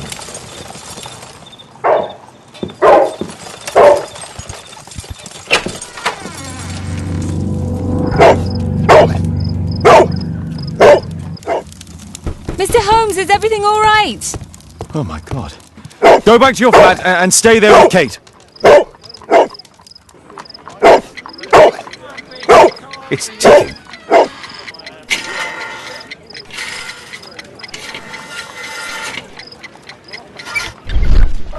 I see wires inside. It could be connected to the cover.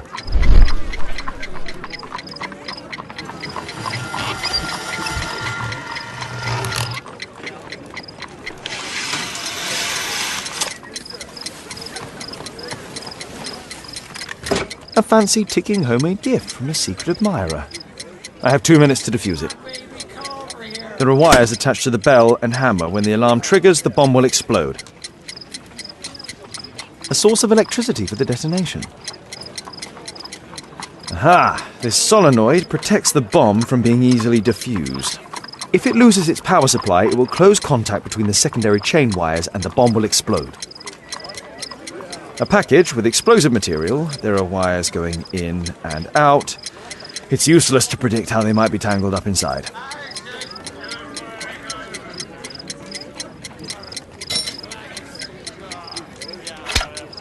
Whew.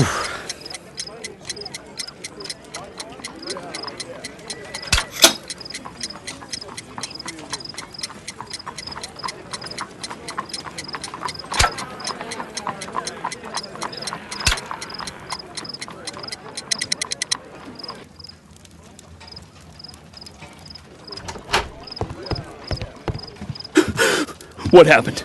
Just a small bomb. Somebody wants to kill me? What for? I don't believe that you were the target. Who then? Mr. Holmes, are you all right? I saw the bloke. I tried to catch him, but he escaped. Can you describe the man? He was thin, about 5'5", with black hair and a hare lip. Wiggins, tell us everything you saw. The fellow was watching your place, so I thought maybe he's a client. But then he took something out of his jacket and threw it, smashing your window. I shouted at him and he took off. I grabbed him by the sleeve, but he wriggled out of his jacket and left it. I'm sorry I didn't catch him, Mr. Holmes. You did very well, Wiggins. Now, let's take a look at that jacket. Here it is. Good job, Wiggins. Here's a penny. Oh, thanks, Mr. Holmes.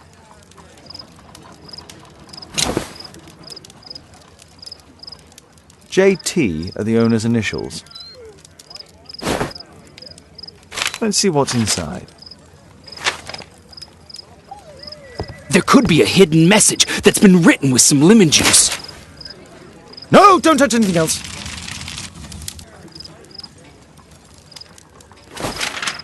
There are ink stains on this piece of paper.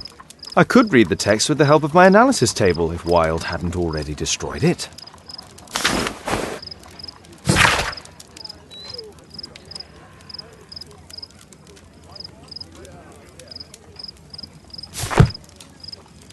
A poem. But what does it mean?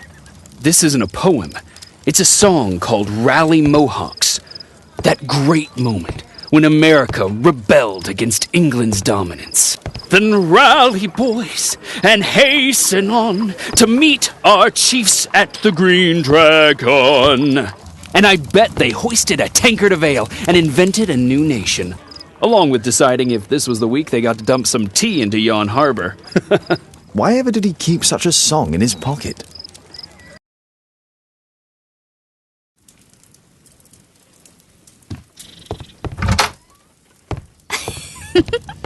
He's so funny.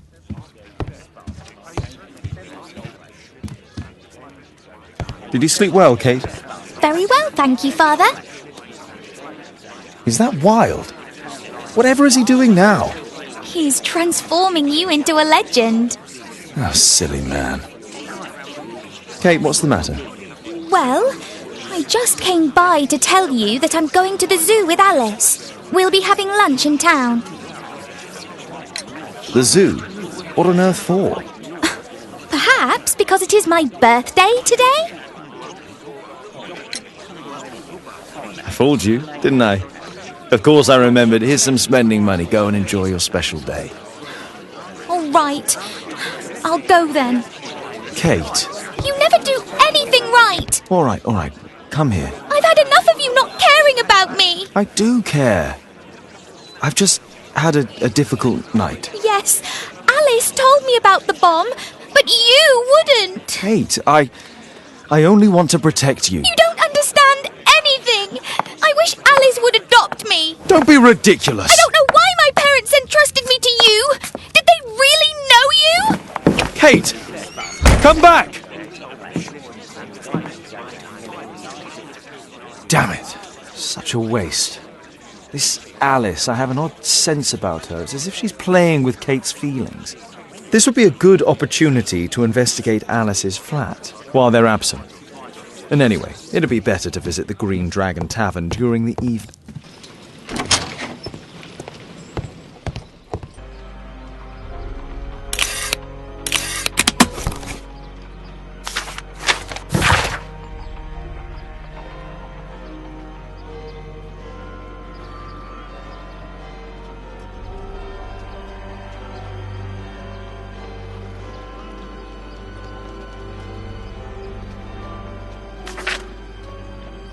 Alice's childhood was spent with her aunt, until the aunt's death.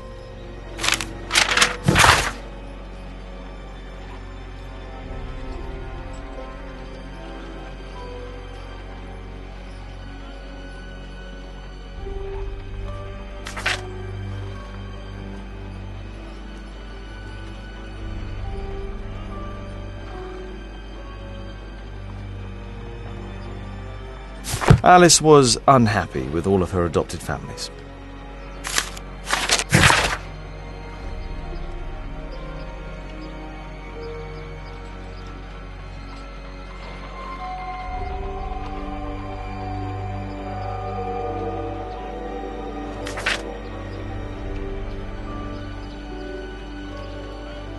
She's spying on me. It appears that Alice sleeps in this armchair, as uncomfortable as that must be.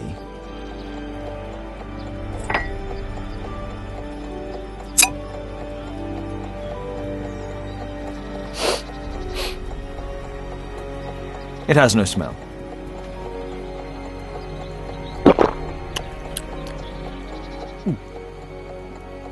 It has a bitter taste.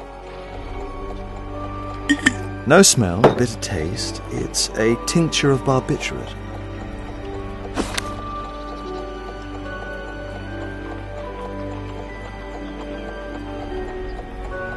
Alice prepared a gift for Kate. She remembered her birthday. Well, women are good at that sort of thing. A soothing drug to aid sleep.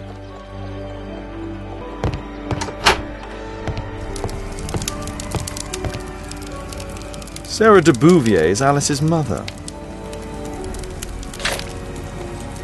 Strange taste in literature.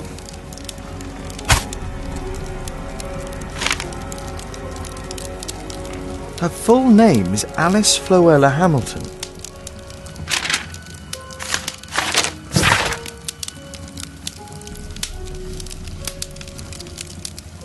Alice used her mother's name to lease the flat. Kate probably sleeps here.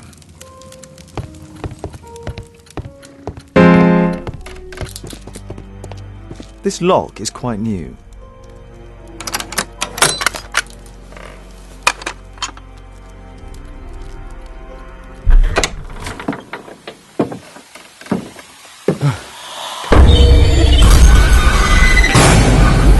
Oh my God! The wheelchair is the same as the one in the photograph above.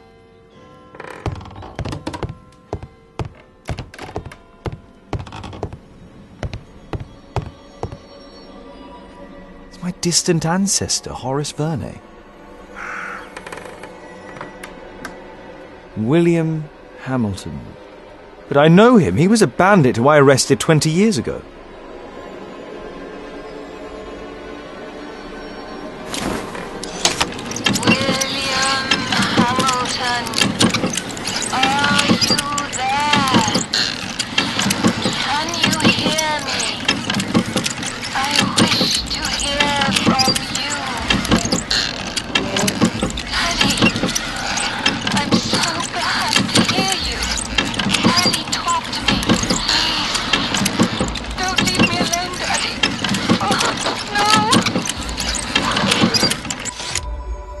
Alice is talking with her father, William Hamilton. Zacharias Greystoke, are you there? Can you hear me? You're wounded. You're suffering. I feel your presence. Your murder will never be solved. He failed. You will never see the light. So sad. Alice knows about Zacharias Greystoke, the victim from the bowling club. I solved that crime.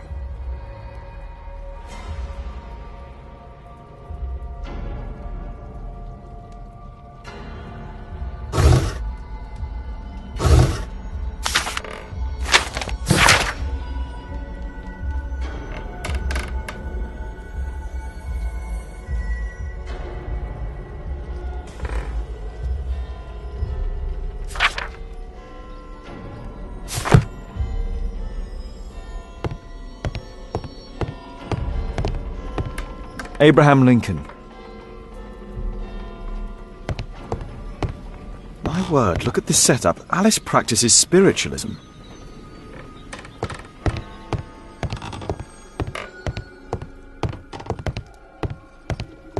Louis Napoleon Bonaparte. I have to be careful in this den of iniquity.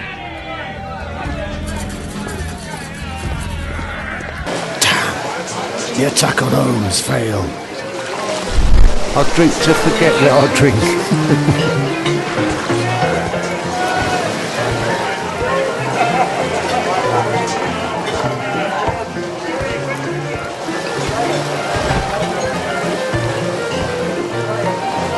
Interesting, they have some kind of pass for getting inside.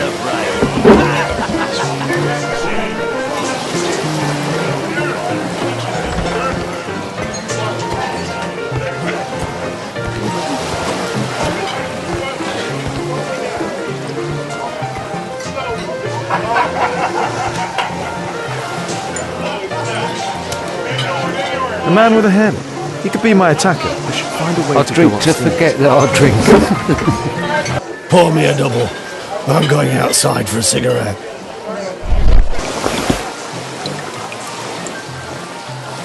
A neat job. Let's celebrate.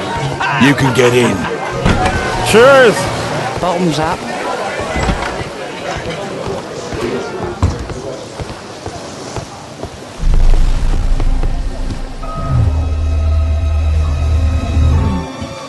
Is the boss at his place? Yeah, he's waiting for you.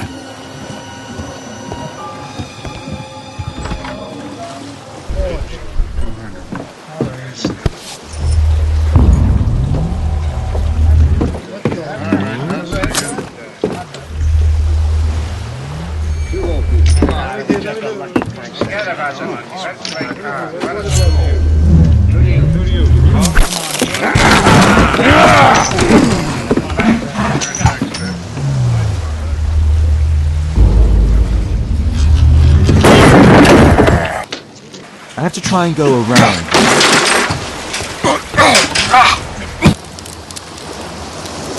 They only left this room recently.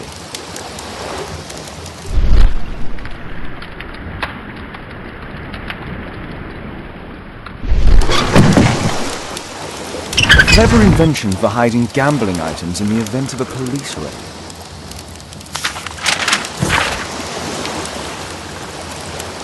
The hammer.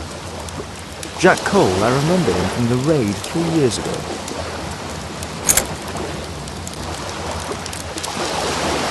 Doesn't look like a key from an ordinary door.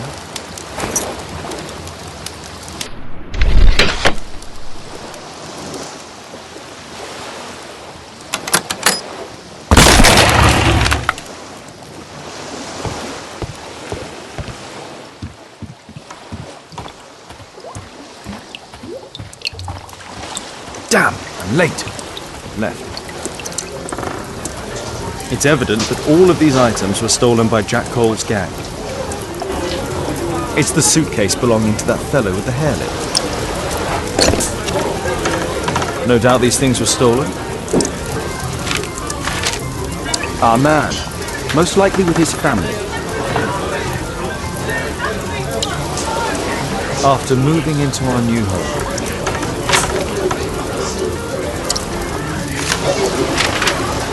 This fellow pawned his belongings. He must be in great need of money. Butler's pawn shop on Lambeth Street. He apparently lives near this pawn shop. What's going on in there?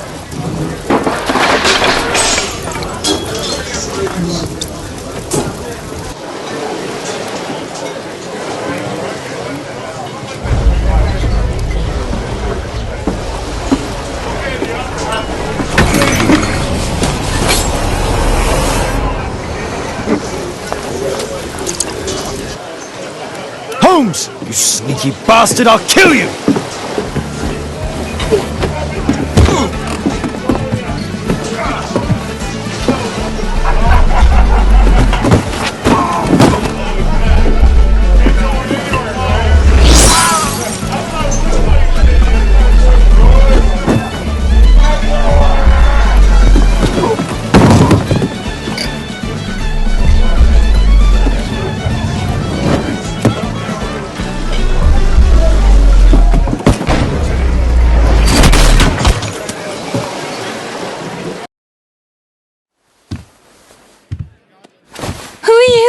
You are Alice, yeah? Listen, Holmes suspects something. What are you talking about? You must be more discreet. Your little game with his daughter. No! Too soft, Holmes! But you are Mr. Holmes. Why on earth? You see, she recognized you. I expected it. You must live the character. You see... Now you go upstairs right away or I will drive you back to that pub, understood? And there you are, you've got it. All right. But seriously, you should take acting classes. I know that you came here to avenge your father. You moved into my building, you've spied on me, and now you prepare your revenge through my own daughter. Don't be such a fool. I adore your daughter. You see conspiracies in everything. I have good reason to. Perhaps you forget what I do for a living. How I pity you. You mistake sincerity for dishonesty. Do you dare tell me that your presence here is accidental? Obviously not. When the opportunity arose for me to meet you, then I came, but not with hatred, rather more with fascination. I had hoped to learn something about my father from you, some answers as to my identity, when, strangely enough, I find that you yourself are a riddle, even to your own daughter. You shouldn't have involved my daughter in your sick problems. You're only confusing her. It's over. She doesn't know it yet, but I'll be leaving soon. I've finished my business here, and you will never hear from me again. Good.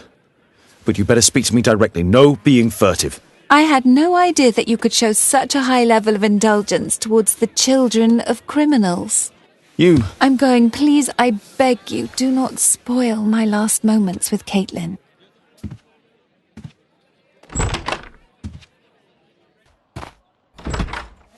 Good day to you, madam. Good day, sir.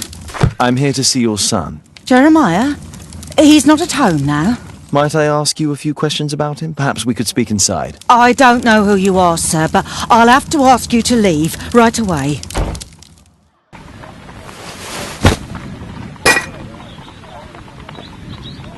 Little rascal! Refrain from anger and forsake wrath. Fret not yourself, it tends only to evil. Thank you, Father. You are so kind. Those brats are always causing trouble. Now, where are my manners? May I offer you a cup of tea as a small thank you? I don't know if... God bless you, sister. My name is Margaret Thorne. It is an honour that God sent you to me. You appear grieved, sister. Is it because of those children? Oh, no. It is my son, Jeremiah. I fear that he is doing bad things, Father. How bad? I don't know. He has just become nervous and angry and rude. And he used to be such a nice boy. These days he won't spend any time at all with us. Not even with Janet, his younger sister. He hides himself away inside his room and locks the door. And he won't open it for anyone. And where is your son? I don't know where he is. He hasn't come back from last night. I'm so worried. Perhaps his absence is connected with his job. Where does he work? I don't know if he has a job, Father. I've asked him several times, but he just gets angry and won't speak. Perhaps Jeremiah is being poorly influenced by his friends. I wouldn't know. He never mentions any friends. I am afraid that he could be possessed by the devil himself. He's changed so drastically lately. He won't tell me anything and he flies into rages and shouts at me. I don't know what to do. Don't distress yourself, sister. You were right to confess. Truly, I can feel an evil presence in this apartment. Oh, God! Allow me to search for the demon in this house. God bless you, Father.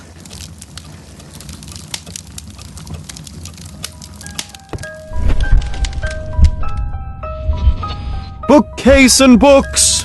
Possessed wood and words! Expel your literary demons!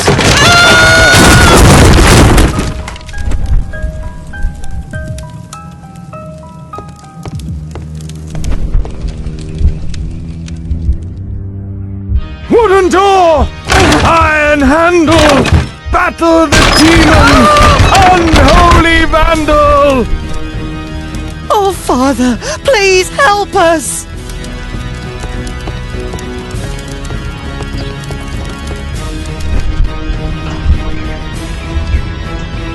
Window! Window frame! I must protect you from demonic pain! Father, it's a demon!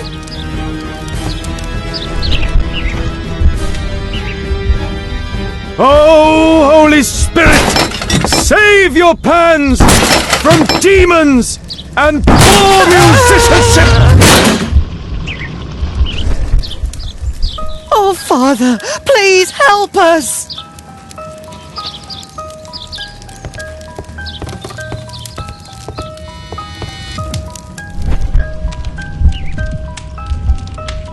Fire and flames!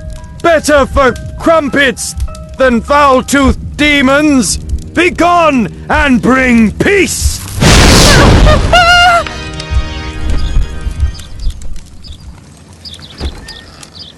Sister, you saw that the demon has taken shelter in Jeremiah's room. I should go there alone. God save us. Sister, wait for me outside. This fight will be a fierce one. God help us. I'll do what you say. It looks as though this letter was torn up in rage. I should reassemble the fragments to read what was written. It appears that Jeremiah received a threatening letter from somebody known as the Dart.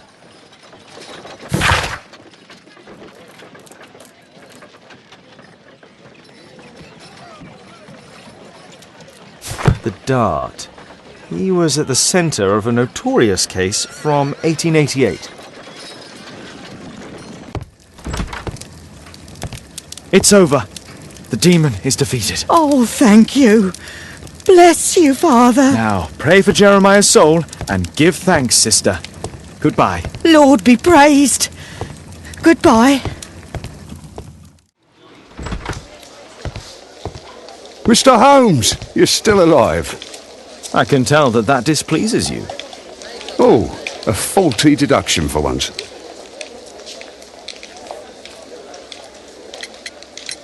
Lestrade, I have two suspects in our case, Jack Cole and Percy Fleming. Can you apprehend them? All right, Mr. Holmes, I'll give the order to the constables. Inspector, we have both suspects apprehended. There you are, they're all yours. No need to thank me. A good day to you, Percy the Dart Fleming. Huh. It's the flopper. Flopper? You're aware of what happened at Baker Street the other night. I'd say I'm a little luckier than that. Well, I don't give a fig. What were you doing 2 nights ago around 1 a.m? I was at the White Swan. The White Swan? The brothel that you own? That can't be counted as an alibi. What do I need an alibi for?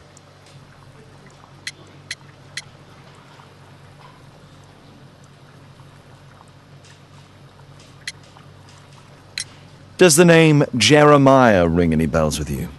It's the first time I've heard it. How about this threatening letter that bears your name? Oh, I remember now. A threat? Come on. Just a reminder for him to pay his debts. It's just a small one, and it's a matter of principle. How do you know him? Ah, he's always coming around, begging for odd jobs. But he just talks rubbish. He's off his head. Do you have any business with Jack the Hammer Cole? I have. He sometimes provides my business with goals. But he's stupid. A hot-headed clown. Yeah, I'd be worried about him if I were you. Yes? He told me what you did to his brother, and... well, let's just say he hates you. So, Jack the Hammer Cole, we meet again. Why am I here? Don't pretend that you don't know. You're a suspect in the case of an attempt made on my life. Rubbish. Just like the old days, eh? Arresting me on suspicion. You've got nothing. Oh, no? How about the revenge for the trouble that I brought to your gang? And also your brother. Don't you dare mention my brother. Your brother was hurt. It was a regrettable accident. He was in the wrong place at the wrong time. I can hardly be blamed for that. What? You bastard. You're the one responsible for him becoming a cripple. He was innocent. An accident, you say? Oh, I can't wait for the moment that you get whacked proper. quod erat demonstrandum. That's your proof. If I wanted to kill you, you'd be dead already. Do you know what happened at Baker Street that night? I do know, but I had nothing to do with it. And where were you at the time? I was at my tavern all night long. I see. I went to your place and I saw a man with a hair lip arriving to meet with you. What business do you have with him? Business? He's a regular customer, that's all. And what about the suitcase that your regular customer brought to you? What? What are you talking about? Why, the suitcase full of stolen silverware that I found in your secret room? What? How? You searched my room. It's not stolen. I often buy a lot of different things and sell them on after. It's all legal. Oh, I believe you. Tell me about the business that you have with Percy Fleming. What? I don't have any business with him. No? Oh. Oh, you supply girls to his institution. He's confessed. Well, he's a liar.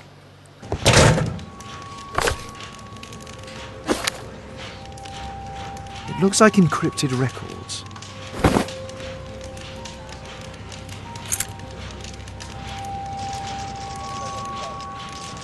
A spintria, used in the brothels of ancient Rome. Well, that's rather tasteless.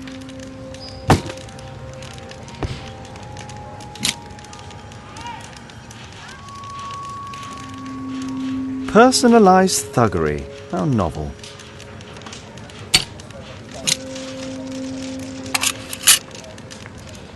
Expensive cigarettes.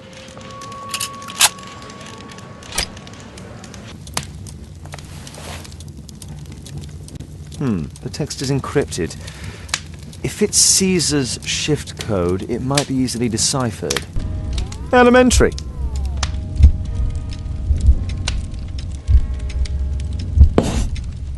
It's a notebook filled with debts. And Jeremiah's name is on the list.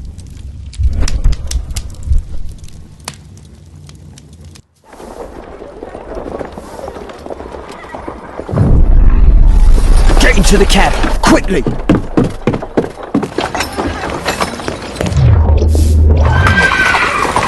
Follow that cab!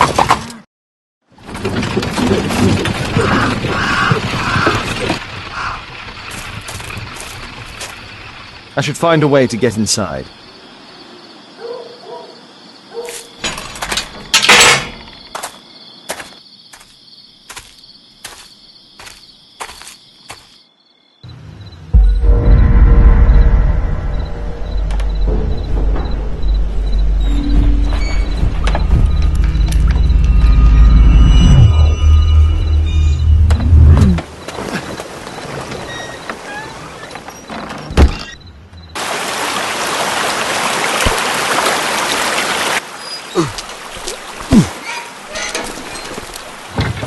Hey!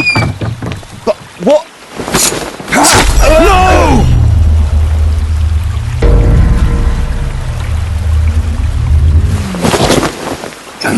We need to get out of here.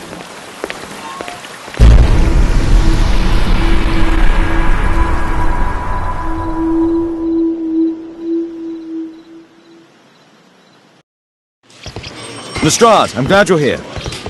What's happened, Mr. Holmes? We've come from the abandoned St. Patrick's Abbey. I uncovered a gang of armed bandits there who did their best to kill me. Again? I'll send our best team to arrest them. Well, I doubt that you'll find anyone left, but if you hurry up, you might just find the spoils left over from their burglaries. I see. And I'll be very grateful if you could keep an eye on Mr. Wilde here. But Holmes! Wilde, please try to remember. Yeah, the slightest detail, etc. Well, apart from the smell of those bandits who kidnapped me, nothing special. And this Jeremiah was spending his time complaining about working for the fart. I think you mean the dart. Yeah, whatever. Jeremiah said that they should all wait till the fart was released. It makes no sense, right? Mr. Holmes, I'm grateful to you for the opportunity to experience all of these superb sights and smells of criminal life. But I think I've had enough now. What was the reason for Jeremiah Thorne's death? Are you joking? Put your deductive skills to work. Self-defense, my dear Watson. That's quite enough, Wilde. I know that you were guilty of the attempt made on my life and of the murder of Jeremiah Thorne. Holmes, you're my best friend. Why are you doing this? Oh, stop all this. The case is solved. You came to my house for the sole purpose of taking my life. In addition, you hired Jeremiah to do your dirty work. And when you realized his failure, you murdered him to conceal any traces of the crime. There's no chance of you avoiding the gallows. Gallows? Absolutely not. That would mess up my hair. Holmes, you simply have to face up to it. You need to have a serious discussion with Kate about her origins. I can't. No more excuses. She will learn soon enough that Alice is leaving. This other hidden secret. She will not forgive you. She does not need to know why. No? So she will blame you for Alice's departure. Is that what you want? No! I certainly... It's as Kate said, I always do the wrong thing where she's concerned. Now look here. I'll take care of your case once we're back at Baker Street. Cabby, why have we stopped? The road to the square is blocked, sir. Why? There's been a bad road accident. Oh, splendid.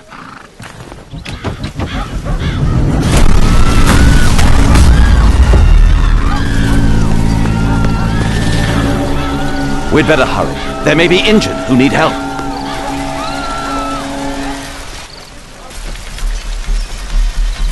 He has stopped breathing. There's no heartbeat.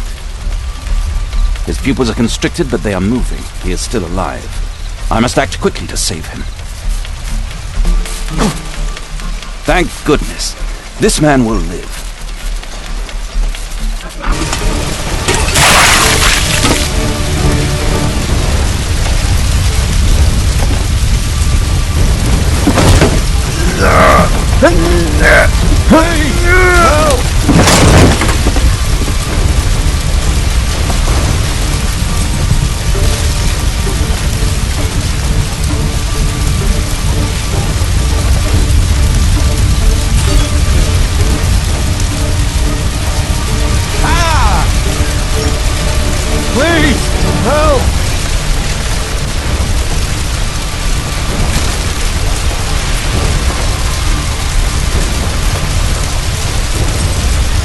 Thank you so much.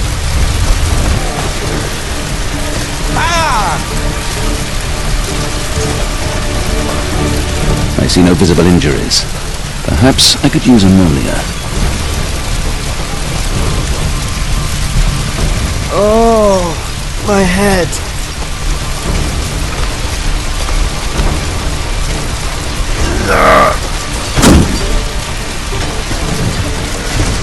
Please, help! Somebody!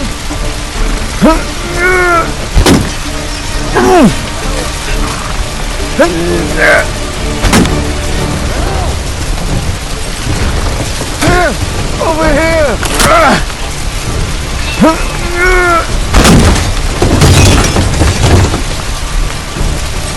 Please move to a safer area, sir. Please! Help! Somebody! I would have died if not for you.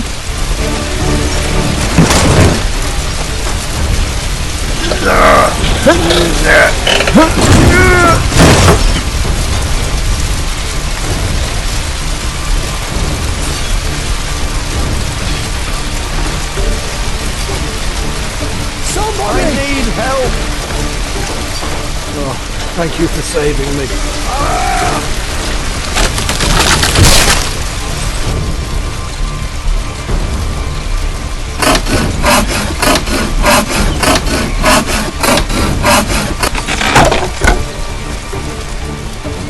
I need help!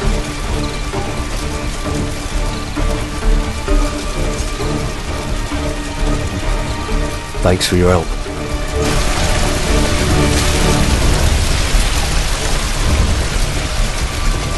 Oh, my shoulder. I'm a doctor. Will you allow me to look at your shoulder?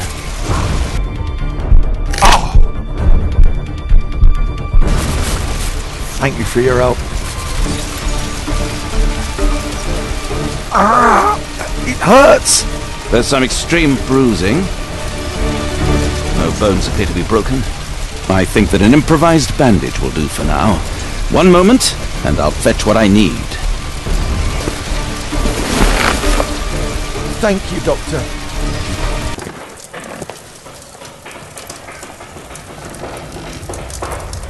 Holmes, it appears the police have arrested someone. Perhaps it is the person responsible for this disaster.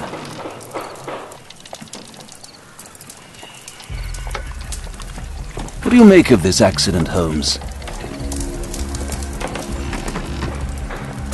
Let me go. You're talking nonsense. Insulting a police constable, eh? That's quite enough. What's happening here, Constable? Mr. Holmes, this gentleman here is the fellow who built the scaffolding which collapsed and caused this accident. That ain't true. How were you hurt? This hammer hit me on the leg. How? It flew out from the scaffolding I put up. When the damn thing collapsed, the hammer flew out and cost me leg. You were standing over there at the time? Oh, aye. Yeah, that's right. So it would not have been possible for him to bring the scaffolding down, Constable? Perhaps it was poorly constructed. Oh, right. Yes, of course. And what made it fall? Perhaps it was you, waving around that rotten stick of yours. You'll wind up getting a taste of it if you carry on like this. One moment, Constable. The scaffolding here has been entirely dislodged. It is unlikely that this disaster could have been the fault of this gentleman. Allow me to inspect the area, and if you could possibly be of use, close off the surrounding section. Do not grant anyone access, nor allow them to leave. Is that quite clear? Absolutely, Mr. Holmes. This accident is a little unusual. I need to concentrate on the details. I must include all the participants in the accident sequence. Might I ask you some questions regarding the accident? It all happened so quickly.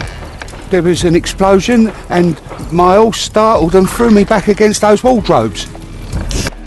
Good day to you, sir. Would you mind answering some questions? I'm investigating this accident. Are you the driver of this car? Yeah. I was transporting vegetables from my farm to the London market.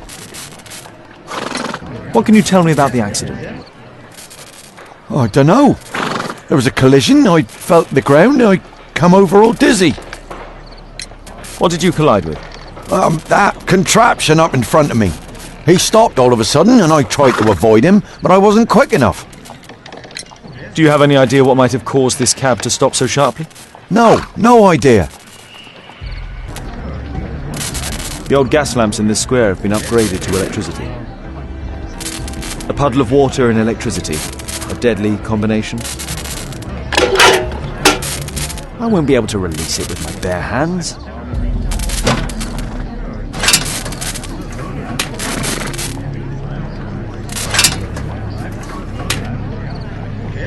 That's it.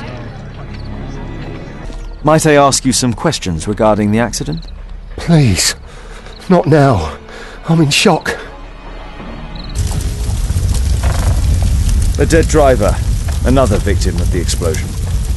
Celebratory bunting. This horse was blinded by the flag, causing it to bolt into the window. The overturned lamps may well have caused the fire and explosion.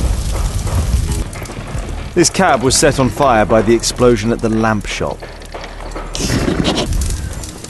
A common fatum. An uncommon location. This mechanism played a part in the accident, I'm sure of it.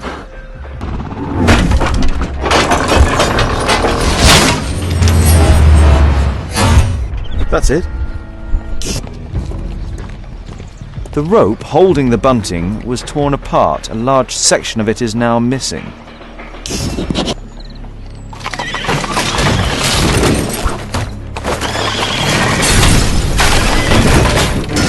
That's it. The technical cab's sudden halt caused this disaster, but the lamppost fell down afterwards. So why did the cab stop? This man was armed with a revolver. Webley, I suspect. Rasco. Yes, I know him. He's a small-time local criminal. Some kind of solvent. A piece of fabric drenched in solvent. Mud. Oof, smells bad. Underground Electric Railways Company of London. The electrical charge which affected the technical cab came from here. Holmes, I was looking for you. I have an idea about the accident. Never mind. This one is murder. What? What? You? You're the murderer, You're eh? off your head. Are you sure, Holmes? Oh, yes. A murder and an accident, because the killer, by electrocuting the cab, created this chaos. And so this multiple crash is now our great chance. Our great chance? Of what, Holmes? The culprit could not have planned for this to happen, don't you see? And it is possible that he is still here due to the prompt arrival of the police. Now I see 5 men who could be our murderer. Let us take a look at the map. Constable, I suspect 3 people here. Take them to Scotland Yard for questioning. As long as I don't leave empty-handed, all's good and well. I know that look, Holmes. Have you found something new? That's right. In order to trap the cab, the killer must have known the precise route it would take. Or even, that could suggest the cab must have set out not far from here, in this very street, perhaps. Remarkable. Holmes, I'm terribly sorry, but I must go to the hospital now to help tend to the wounded. I understand, Watson. But don't forget our earlier discussion. About Kate. Mud. Oof. Smells bad. A workshop. Saleable items are produced here. Mud. Oof. Smells bad. It looks as though the carpet was placed here intentionally.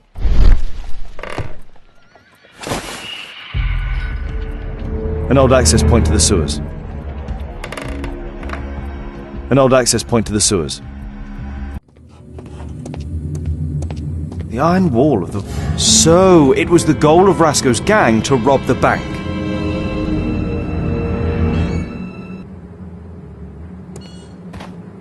The thieves have opened almost all of the deposit boxes. They must have taken a great many valuables. This vault belongs to the Bank of England. The thieves have opened almost all of the deposit boxes. They must have taken a great many valuables.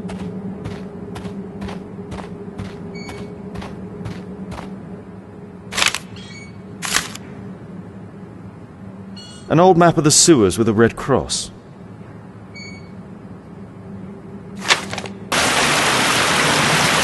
Metal rings. They're used to hold the barrel in one piece. A banknote. Dry, so it hasn't been here very long.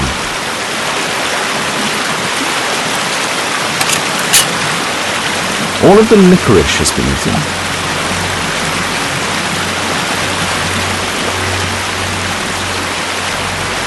Murad, quite a popular brand of cigarette. This cigarette stub is dry. It was discarded fairly recently. The tobacco's aroma is still strong. It's sweet and nutty. These barrels are empty and unsealed. The thieves used these barrels for the loot, which they then threw into the water.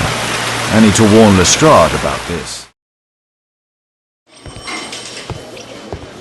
Ah, Mr. Holmes, we have a slight problem. What happened? One of the suspects, Mr. Reginald Butcher, has escaped. It was after we asked him to put his belongings in the evidence room. I'm sorry. How did he escape? He hit me in the face. Took me by surprise, you know, otherwise Of course. That's all? Just before he left the yard, he shouted, "Sorry, I'll come back later." Sorry, I'll come back later. He could have said that without punching me. Is Inspector Lestrade here? No, he will be absent for a couple of days. Can we keep this incident between us?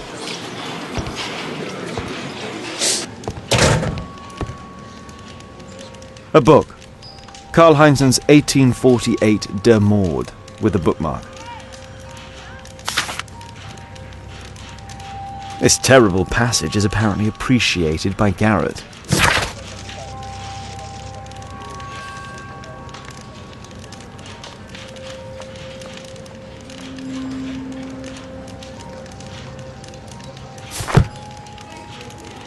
Electrical wires.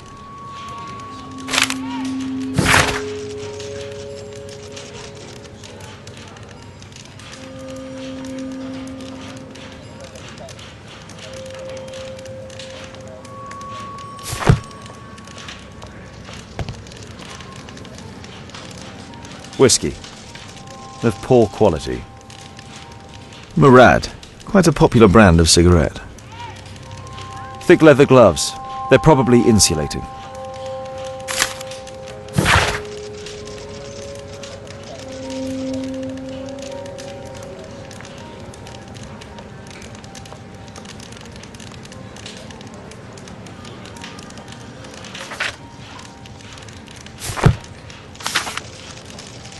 My life has changed thanks to Pastor Gordon and my faith.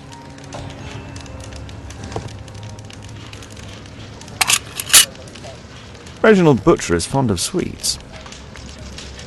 This pen is an expensive one, but it isn't new.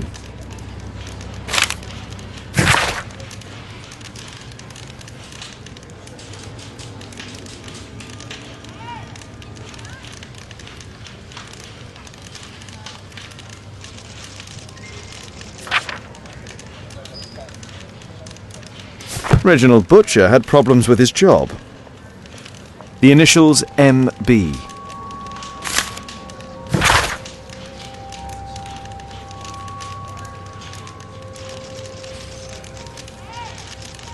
This letter from yesterday perhaps explains why Butcher was in such a hurry.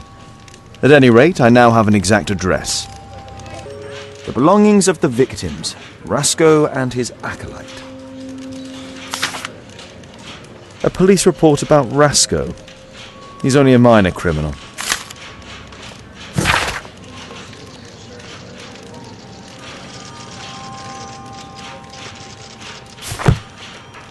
A Webley revolver. A standard deck of playing cards. A normal pocket knife. Rasco is fond of licorice. Huh. The licorice was found both at the sewers and amongst Rasco's belongings. Good day to you. My name is Sherlock Holmes, and I am assisting the police with their investigation. I'm Benjamin Fowler, and I was arrested by mistake. I swear it. You have not been arrested, Mr. Fowler. You are here as a witness. Oh, but I saw nothing. I swear. Let me go. Could you tell me what you were doing at the scene of the accident? I was working on the square's statue. I work for the council. I swear it. Do you ever work with electricity? Yes, sometimes. I repair electric lampposts, but I'm not a specialist. I swear it. It's new, isn't it? And complex and dangerous. I understand. Mr. Holmes, I know you're a great detective and you understand me, so please let me go. I know nothing. I swear... Yes, you swear it, I know. Mr. Fowler, does the name Rasco ring any bells with you? First time I ever heard it, I swear. But your tattoo resembles his. You are in his gang, are you not? No. It was a long time ago. I already forgot. I swear it. I just picked a few pockets for him when I was a young fellow. But I ain't proud of what I did. All my family, my parents, my brothers, dogs and cats all died when I was a lad. I wouldn't have survived otherwise. Good day to you, sir. My name is Sherlock Holmes. Thomas Garrett. Why am I here? You are a witness to murder. Of course. Well, it wouldn't be the first time that the police jailed an innocent man in order to close a case. No one has been charged yet. Yet. Did you perhaps see anything in particular during or after this disaster? Yes. I saw part of your bourgeoisie burn up and explode. It was spectacular. Why did you remain in the square? Why not seek shelter? Like the rest of the sheep. There were some wounded comrades, workers. I wanted to help them. You have a severe cough. Are you suffering? It's only a cold. Why not be honest with me? You are spitting up black fluid. Ah, well observed. Yes, I have enough coal dust in my lungs to fuel an entire London district. You were a miner then? Since the age of 13, yes. At the Newcastle mines. 15 years of hell. Those were bloody times. But now it's over. I don't want to die in those holes like my father and my brothers did, in order to line the pockets of the rich. Do you have any electrical knowledge? How do you know about that? You a mind reader? There are electrical wires amongst your belongings. Clever. Yes. I teach electrics to my comrades, since I'm currently without paid work. I'm self-taught, so we're not as dumb as you might think. And I don't want to work for bosses anyway. Merrill Butcher.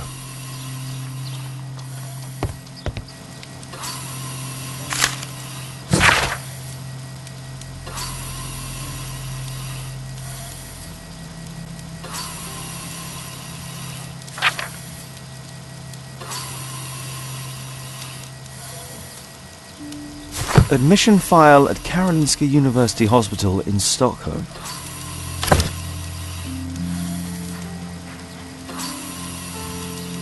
Mr. Butcher's wife.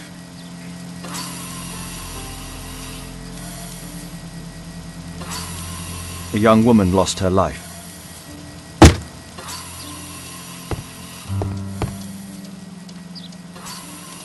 Mr. Reginald Butcher, I've come from Scotland Yard. Might we talk? All right, but not too loudly. She's finally asleep. Is she your daughter? Our pretty little Merrill. She's very ill. Now look, I'm sorry I ran, but I had to see Dr. Blowberry today, and the policeman wouldn't listen. Don't worry, I understand now. Can she be cured? It'll take a long time, but I'm confident that we'll win this fight. I can't bear to think otherwise. Yes, it's probably just a question of money. What are you talking about? It's a question of willpower, and my daughter will win. I do hope so. Although the treatment at the Karolinska University Hospital is very expensive. Yeah, it's our only hope. Thanks to the good Dr. Blowberry, she finally has a bed. We're going out next week. It's our last chance. Do you have children? Yes, I have a daughter too.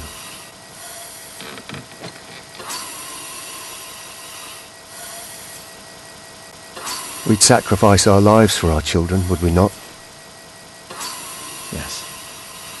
Of course, yes. What do you do for a living, Mr. Butcher? I work at the office of the Underground Electric Railways Company. Then you must be familiar with electrical devices. I am indeed. Why do you ask? It is of no consequence, but tell me, what are the reasons behind the problems you're experiencing at work? Problems? What do you mean? You have already received a written warning. Yes. I'm often late to work. My boss doesn't understand my situation. It's difficult since my daughter became ill. I see. Coincidentally, we found one of your company's cabs in the square where the accident occurred. Really? Why was it there? I have no idea. Do you? No. But a week ago we had a technical cab stolen, along with its tools. Do you think that could be the one? It's possible. Mr. Butcher. Shh.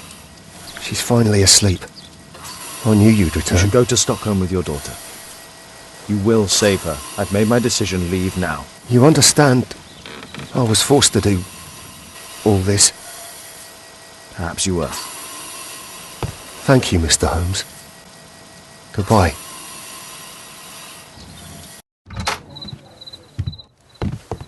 Holmes, at last you're back. We can't find Kate. What? She went for her lesson, but the teacher says that Kate never arrived. Mrs. Hudson! She's gone out to ask around the neighborhood. Kate!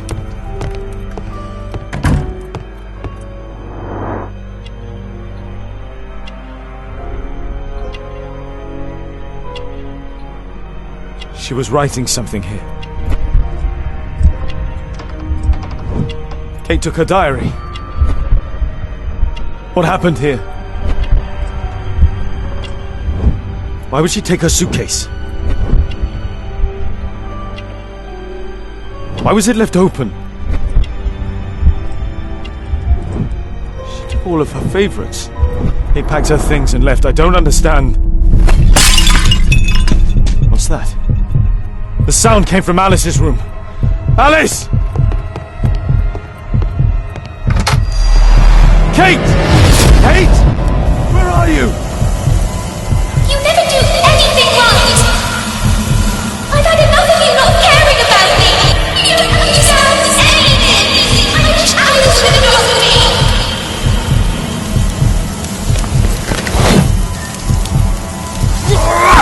What are you doing, Holmes?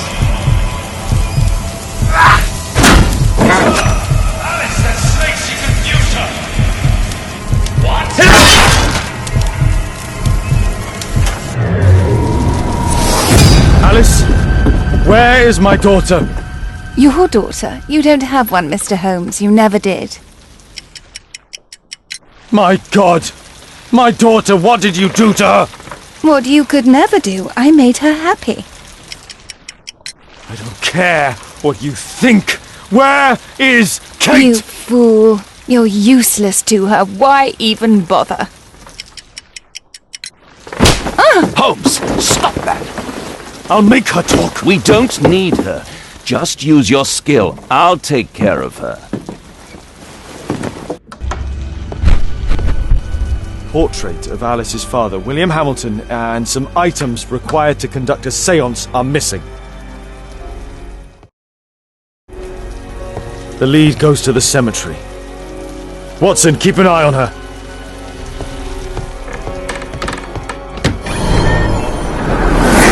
Kate! Are you here? Kate, what did she do to you? Of 4 others. Felled by bullet. Alice brought them to perform the ritual. Alice brought them to perform the ritual. Those candles have been alight for almost 3 hours. That's where Alice's father was buried. Go to the old cemetery and find the crypt. On the crossing, trampled by feet, Scholar of Rhodes.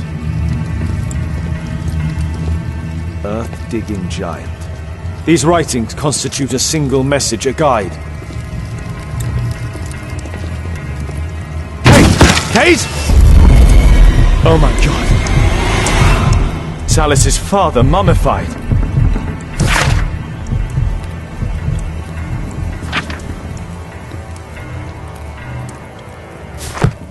It's Alice's father, mummified.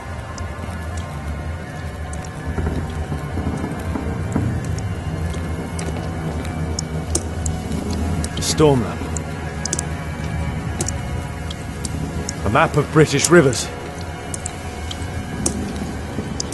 Madame Destiny. Alice keeps her father's belongings in this room, even the canteen from his boat.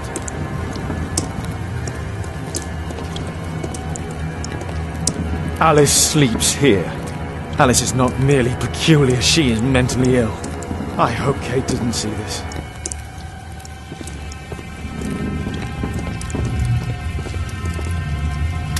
Kate's suitcase. Why did she leave it here? Kate's diary.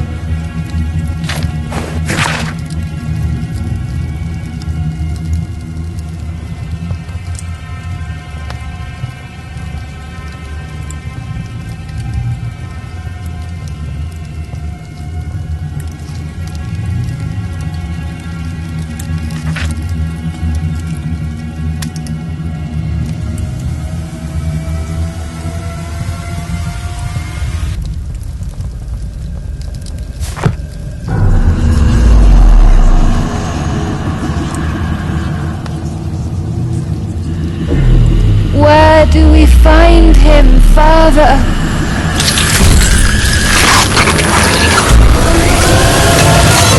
Alice, my daughter. Alice? I know the answer to your question.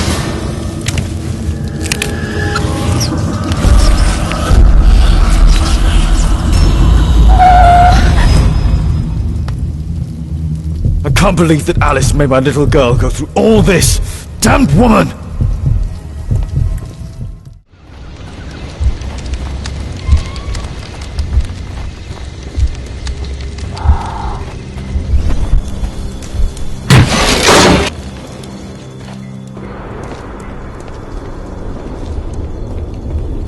Kate! Kate? Kate, my dear child. I do not know when you will hear this message, but I do know that one day you will be here, Kate. My blood, my light. I rue the day I lost you in the living world. Death is nothing to me, except to leave you behind and with him.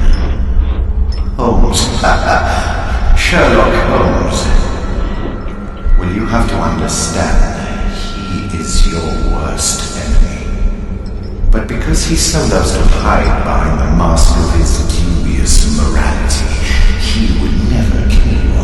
Holmes. I'm certain that he never understood you, and I'm sorry for that. I hope you didn't cry too often having him as your father. I trust that you made him cry. Don't distress yourself, my child. I died by his hand. But your questions are over since you now know. You are my daughter. What matters is that you continue my work. Join our cause, you will be the empress of evil. My Kate, my flesh, before Holmes's eyes and in front of the world. Kate Moriarty has arrived.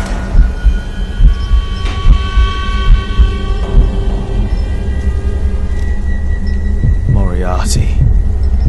You. Kate. Oh no. She knows everything now. Why did it have to be like this?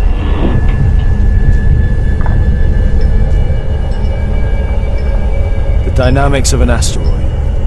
Work by Professor James Moriarty.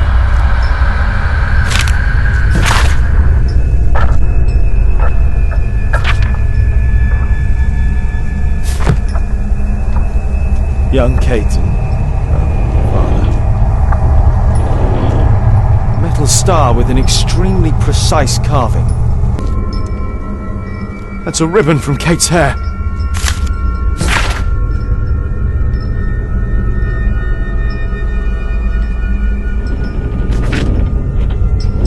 Kate met her true father. I need to find Alice. I'll make her speak this time. Professor James Moriarty. Because I could not stop for death, he kindly stopped for me. The carriage held but just ourselves. And immortality. It's blocked from the outside. What? Alice! Accept your death, you fool!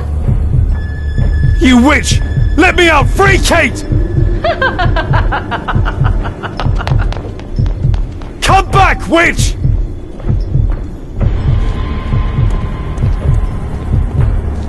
Keep your head, Sherlock. This is the only way to get out of here. Moriarty must have set up an astronomer's riddle here.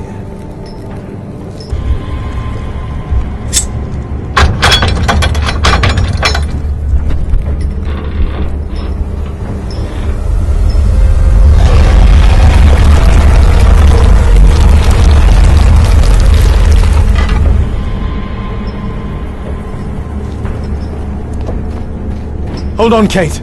I'll find you.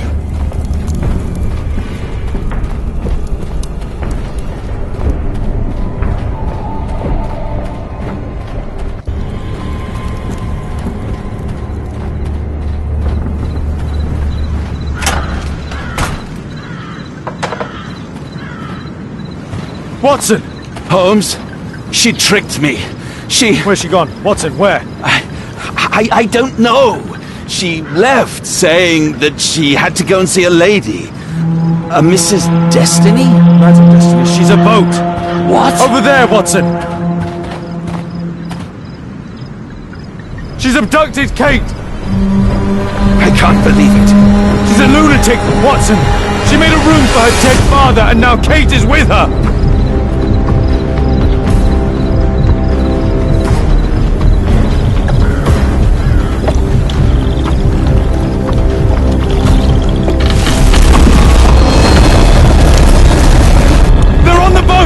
Hurry, Watson!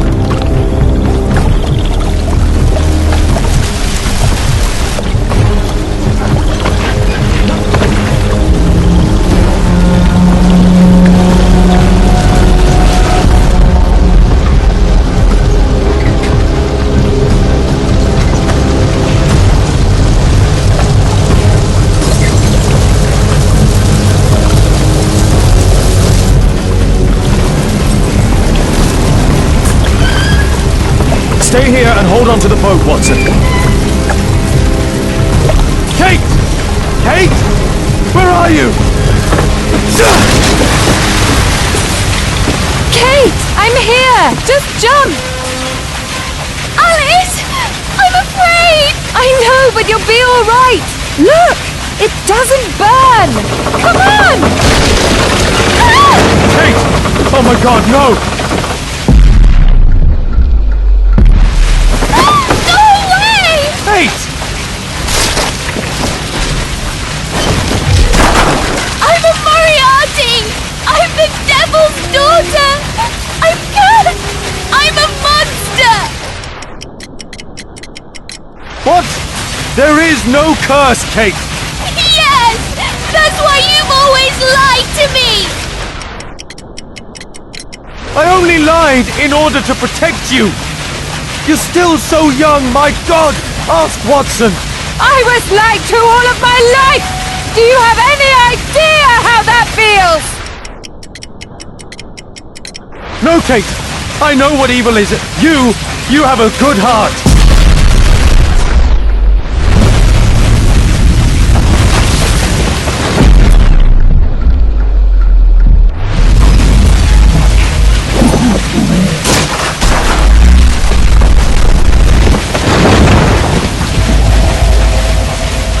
Yes! He knows! Nothing can change fate! Listen! He allowed George Hurst to kill Lord Marsh, who was already condemned to death by tuberculosis! You are confusing her! You mad witch! You're tangling my casework with her life! You! You sent me away! And when I'm home, we fight all the time! You're ashamed of me! No! No, living at Baker Street can be dangerous. Remember the bomb! It isn't possible to escape destiny! The Rasco gang didn't. Holmes failed to reveal their murderer. Their death was their destiny, Kate. Kate, don't listen to her! And Holmes will be murdered himself! I have foreseen it!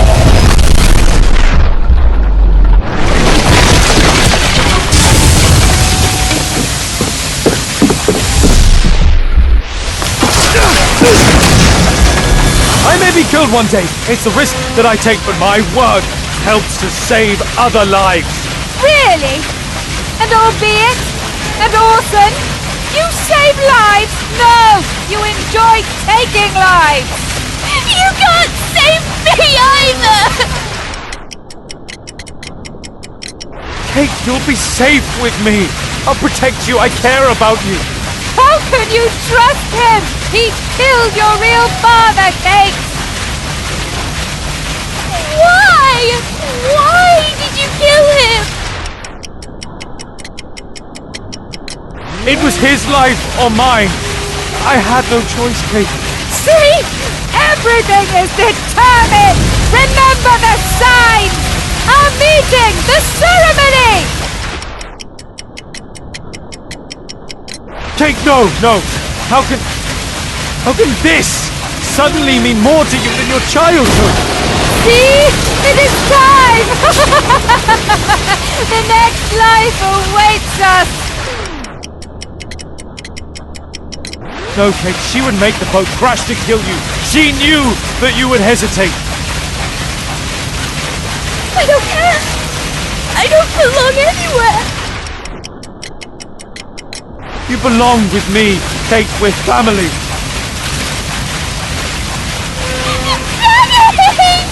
I don't know what I'm doing! Help me!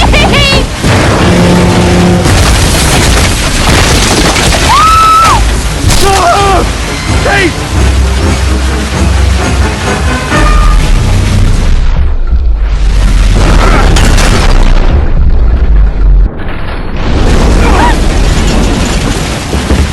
Kate! Oh, God. Are you all right? She really was the Devil's Daughter. Over here! Hurry, the boat's going down!